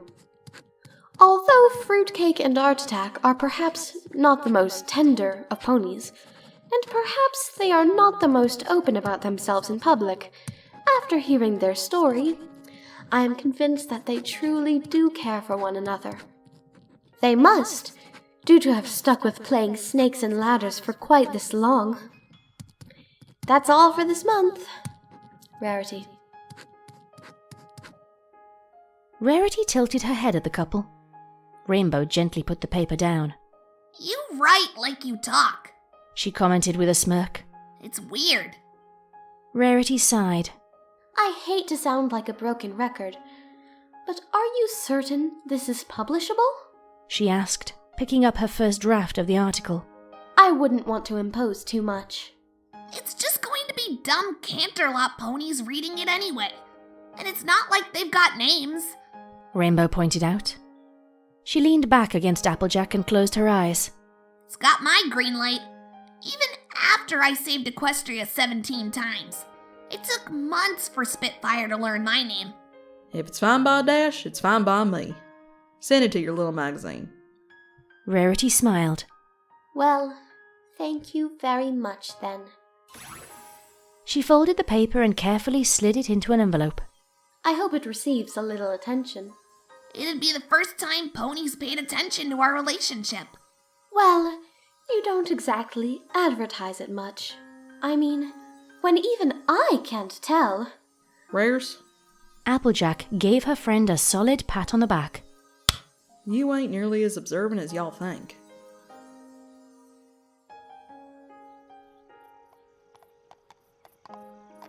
Well, Summer Sun's Eve wasn't as bad as all that. Applejack nodded, trotting up to the porch. You're taking your recent defeat at Horseshoes rather well, RD. Well, you know, it was a special kind of evening. I'll be back to hating the very prospect of losing tomorrow. For now, I'm kinda glad today played out as it did. Applejack flashed Rainbow a smile. Likewise. She leaned in toward Rainbow. I know we said we didn't have to act like a real couple, but... No. But I do want to kiss you. She slid her hoof up and behind Applejack's neck, pulling her closer and closer. That cool with you? Applejack swallowed. It felt strange, she thought, like she was suffocating and bursting with adrenaline all at once. It was different to when her hooves felt stiff at the party. It was different to feeling odd and bothered at eating messily in front of her special sun pony. Special sun pony? Pretty special indeed, she thought. Her eyes closed all on their own as Rainbow closed the gap between them. The lights were off inside the house, and no pony could see them. It was perfect. Just what they wanted. Her defenses, her need to stay strong, and her desire to open up. Her walls were up and down at the same time, letting Rainbow in but keeping every single other pony on the face of the planet out. Just the two of them. Wow. Rainbow whispered into Applejack's ear. Same time as always for board games? She tilted her head. Tomorrow's a no-go, because good old Celestia will be visiting. Board games sound good. Applejack leaned in closer again. Maybe we can upgrade sometime soon. Rainbow blushed. She bit her lip. But we can still play games too, right?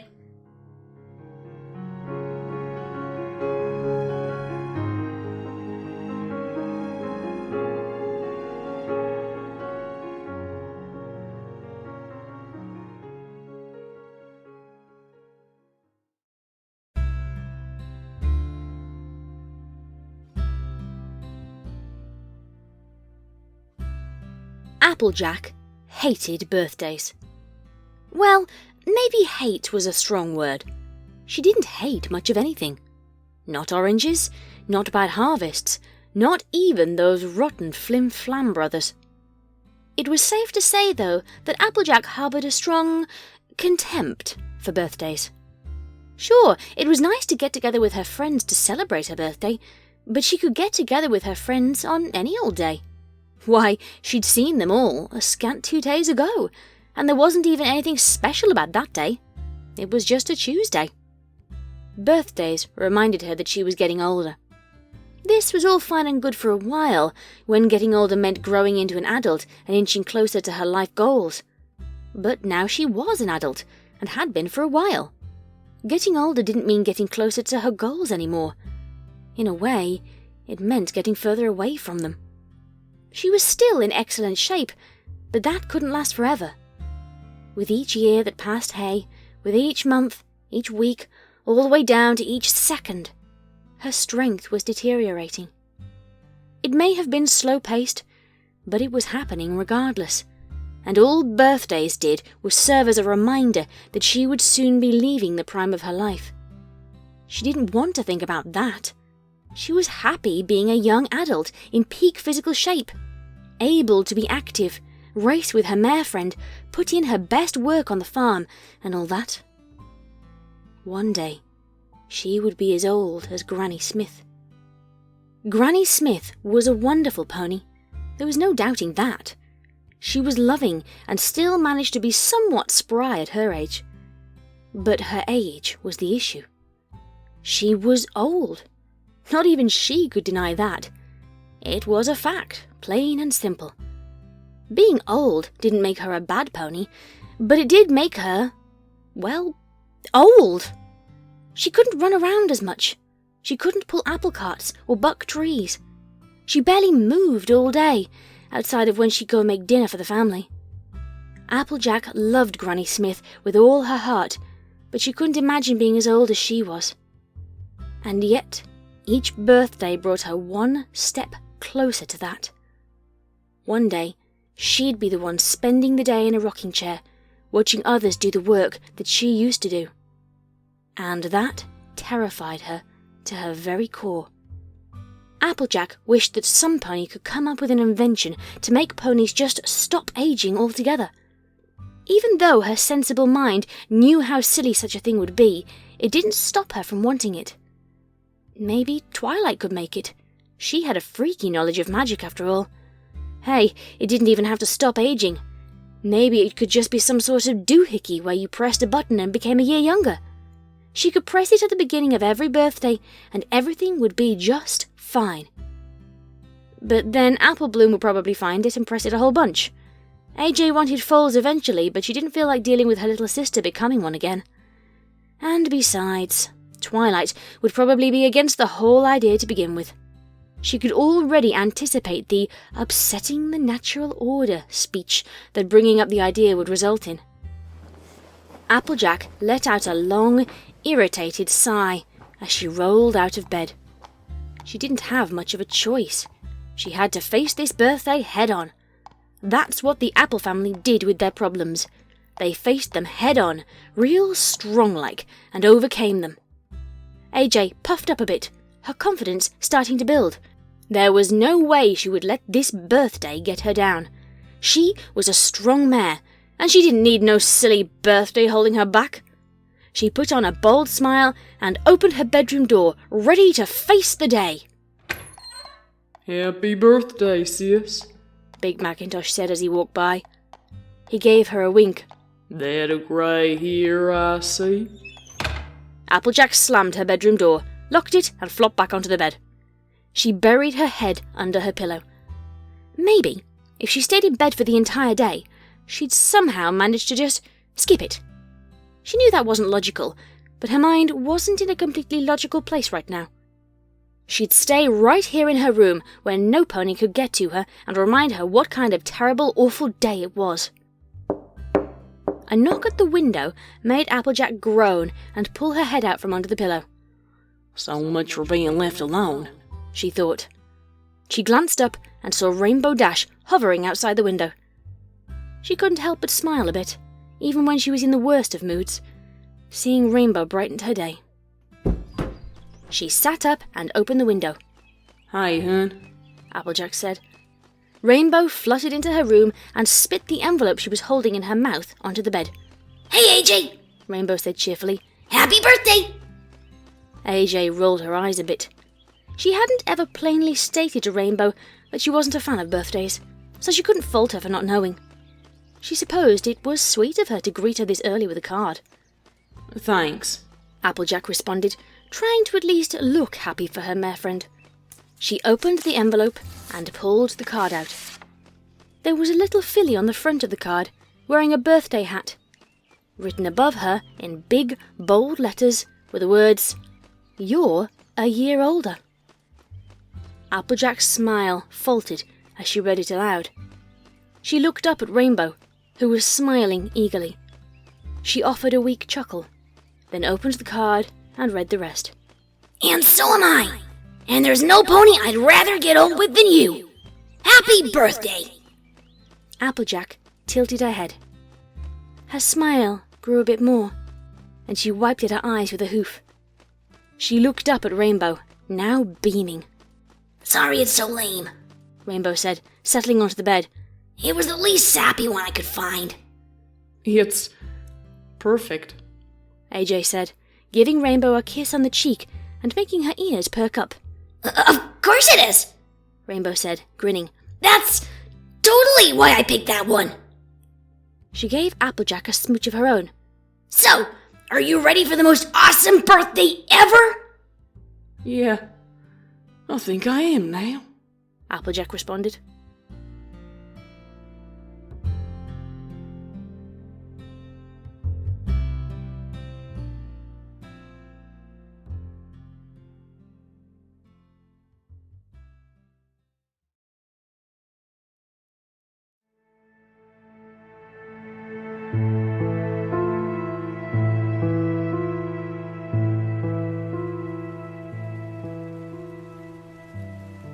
It wasn't meant to be like this. The words came out jagged, like her tongue had been replaced by a cheese grater. It felt like it, too. Her throat prickled and hurt, and clogged with goo all at the same time. Grief was a messy business, in every single way. Someone put a gentle hoof around her shoulders. It's okay. Fluttershy. Of course it was Fluttershy. Tactile, gentle, soft-voiced. Suddenly, it seemed like she was custom-made for comforting ponies at funerals. It's not okay, and that's a stupid thing to say. More cheese grater voice, more aching throat. Rainbow Dash turned her face away, but still felt the tremor in Fluttershy's foreleg. It was a pale imitation of how she would have once reacted, but it was there. I meant that it's okay to cry. You're grieving. That's natural. Don't bottle everything up. We're all here for you. They had all come, and then some. The graveside was crowded with family from all over Equestria that she had never even met before, plus dozens of those she had. They all looked at her with the same tearful consideration, and let her stand at the front without protest. She had wanted her friends to stand at the front too, part of her hoping some pony would object so she could kick up a stink. None of them had. No, they had all acquiesced, like they were afraid not to give her exactly what she wanted today. Exactly what she wanted. Now there was a joke with a rotten punchline. You meant so much to all of us. Fluttershy said softly. Suddenly, Rainbow Dash wanted Fluttershy to kick and scream, and be everything she wasn't. She wanted her to be someone she wasn't. She wanted to kick and scream herself, but it felt hollow without someone to bounce off her anger in response. Fluttershy had changed over the years, but she would still back down from a fight, especially today. Rainbow Dash pushed the gentle foreleg off her shoulders and stood up, shaking water from her feathers. Of course it was drizzling.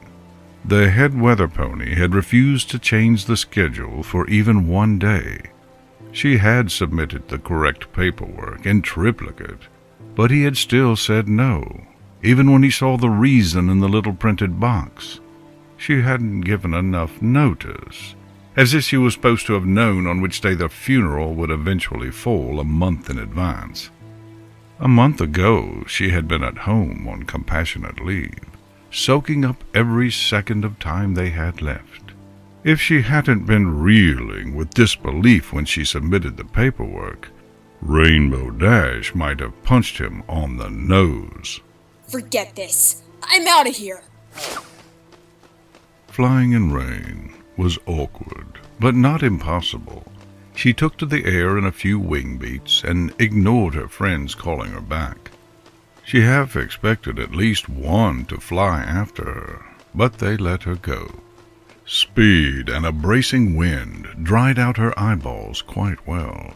She belatedly pulled up her goggles so she didn't fly into a tree or something. Dramatic exits were much harder to pull off when you were lying in a heap, and some pony was laughing their tail off at you. That was how their first flight had ended. It was only the afternoon that she had moved in, and she had tried to win an argument by leaving dramatically. She didn't even remember what they had been fighting about now, just that the bad feelings hadn't lasted long after she landed in the dirt. She cringed at the unbidden memory and flapped harder, stretched further, went faster. She flew like she was trying to escape.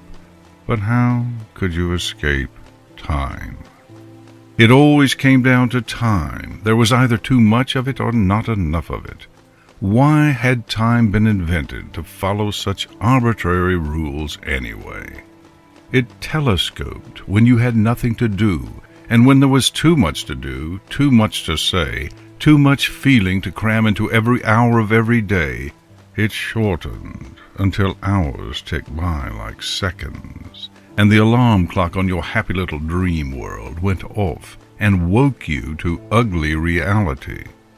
She had tried to smack that cosmic alarm clock and at least put it on snooze, but it hadn't worked. I'm sorry, Rainbow Dash. Twilight's words spattered across her memory like raindrops on her goggles. The memory was a poor substitute for lying on the ground outside the farmhouse and watching a silhouette laugh uproariously from the bedroom window. Becoming an alicorn depends on a pony's innate magical ability. So you're saying not only do unicorns get the longest lifespans of all ponies, they're also the only ones who get a chance to live forever? Well, that's fair. She hadn't used the cheese grater voice that time. Nope, that time she had yelled like a foghorn and smacked Twilight's workbench hard enough to leave dents. Not all unicorns get long lifespans. Pony feathers, they don't! Quit trying to sugarcoat things, Twilight! The only unicorns who don't live longer are the ones who do stupid stuff and get themselves killed in dumb accidents! Rainbow, I don't know what you want me to say. Longevity is linked to magic. The more a pony has, the longer they live. That's just the way things are. Yeah, I got that part when she needed a hip replacement, and I'm still flying at 90 miles per hour without a problem, and you're still young while the rest of us are covered in wrinkles. Did you know Rarity's only just getting crow's feet? Pinky's hind legs are crippled with arthritis, and Rarity's worried about her eyelids sagging, while in the meantime... Her throat had clogged. Rainbow Dash, It's not fair!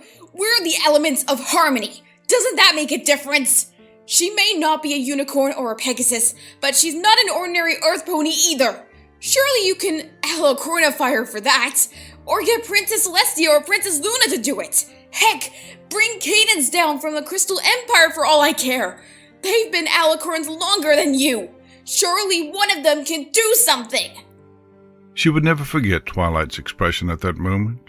Nervous, apologetic, somewhat remote, and achingly sympathetic.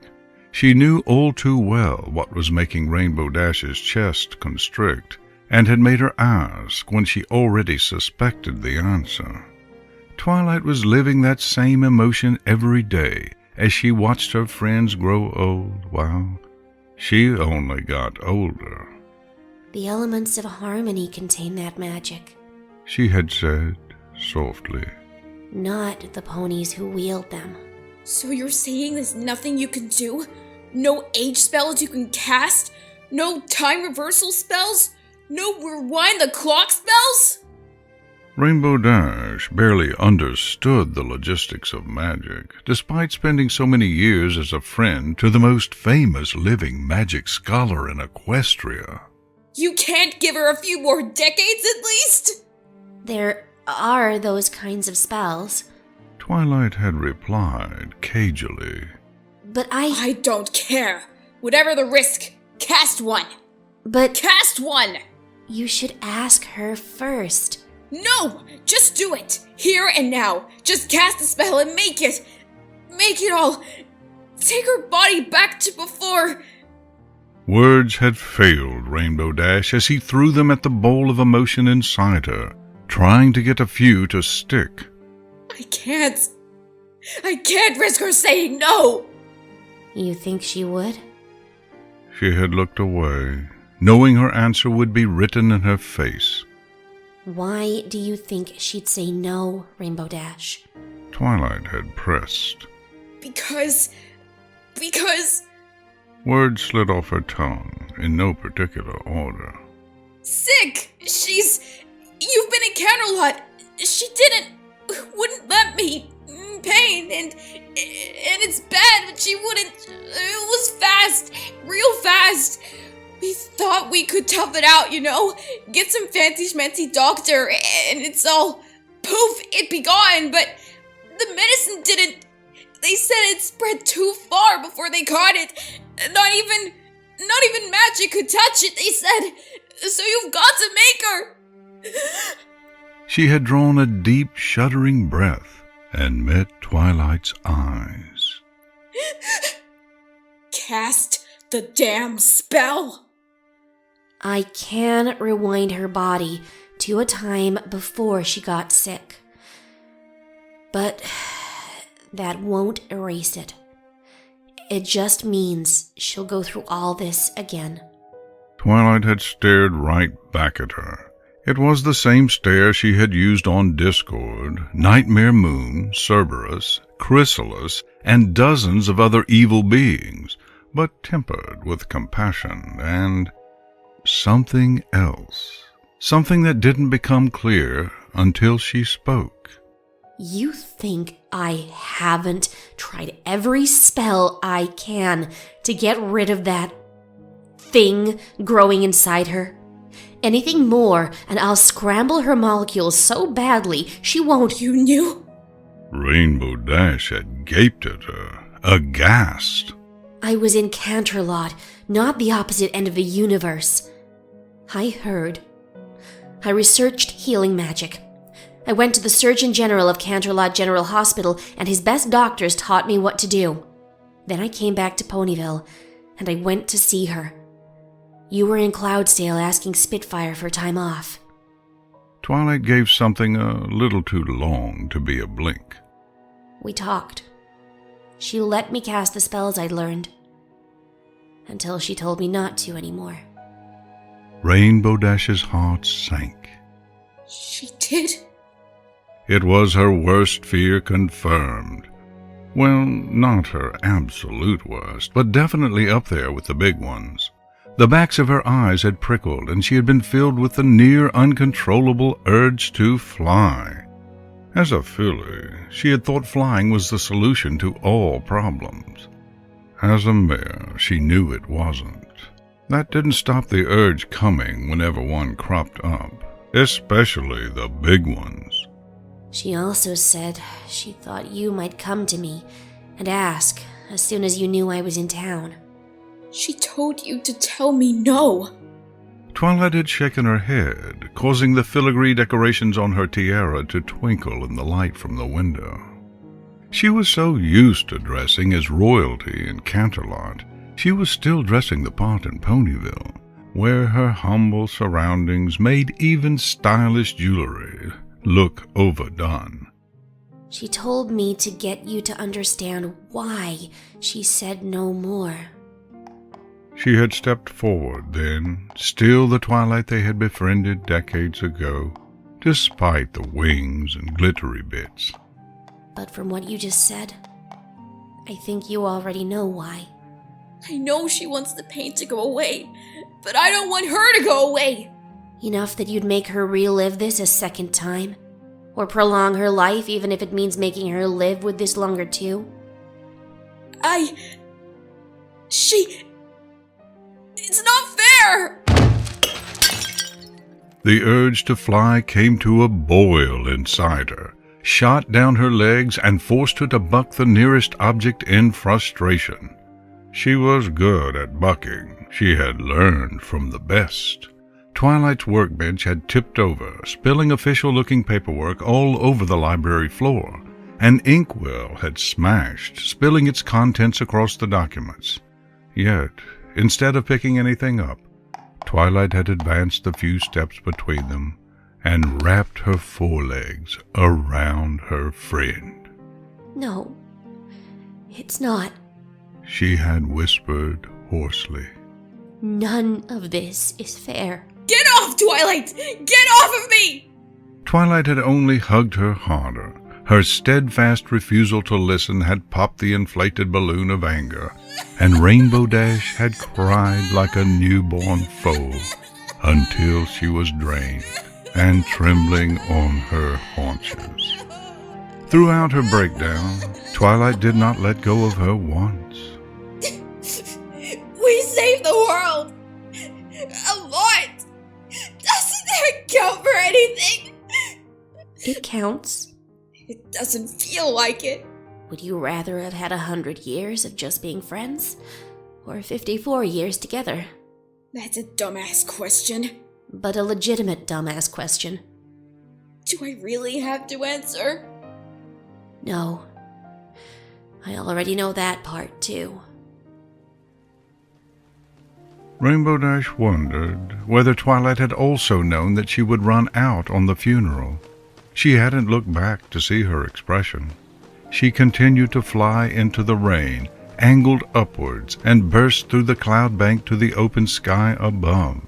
Shaking herself and shivering a little in the colder air, she flew back to Sweet Apple Acres before descending below the clouds again. The place was shut up tight. Well, it would be, since every pony was at the cemetery. She thought about going back, but instead alighted in the tree outside their bedroom window. Leaves tipped water onto her as she rustled them, but she barely noticed. Instead, she looked down and imagined herself in a heap, tail in the air and splinters in her nose. No wonder she had provoked so much laughter. I miss you already, she said aloud. Her voice was rougher than it had been 54 years ago when she had performed that spectacular pratfall. Age and lots of shouting at new recruits had turned her throat to sandpaper. It probably would have been even worse if she hadn't had such a ready supply of apple cider to wet her whistle. Sometimes I reckon you only fell for me 'cause you were sick of missing out during cider season. The words rose in her mind, accompanied by images of rumpled bedclothes and a crocheted blanket they threw on in winter, whenever the boiler had packed up again. If she had moved into the Wonderbolt's barracks when Spitfire offered accommodation, she would have lived with working amenities as a matter of course, and had no commute to work. She would never have spent a thought on whether the icy floor below her bed would take the fur and skin from any experimental hoof in the morning. Neither would she have had to throw open every single window in the thickest heat of summer, since the barracks had premium air conditioning. Yet she had opted for creaky floorboards, a roof in constant need of repair, drafty windows and walls that had to be repainted so often she felt like covering them in obscene graffiti to see whether any pony noticed as they slathered on the next coat. And she hadn't regretted 1 second of it, Nah, said her memory self. cider's just a bonus. Sure it is. Come here, and let me show you why I really fell for you. Her memory self pounced, allowing recollections to emerge of just how creaky their bed was, and how an unbolted bedstead could move across the floor. There would be no more giggles in that big empty bed. There would be no more laughing silhouettes out of the window. There would be no more southern twang telling her to stop using the roof as a launching pad, and presenting her with replacement tiles to lay when she didn't listen. There would be no more late nights, no more ridiculously early wake-up calls, no more lessons on how to buck properly, no more races, no more cider with 2 straws, and no more anything. Today marked the end.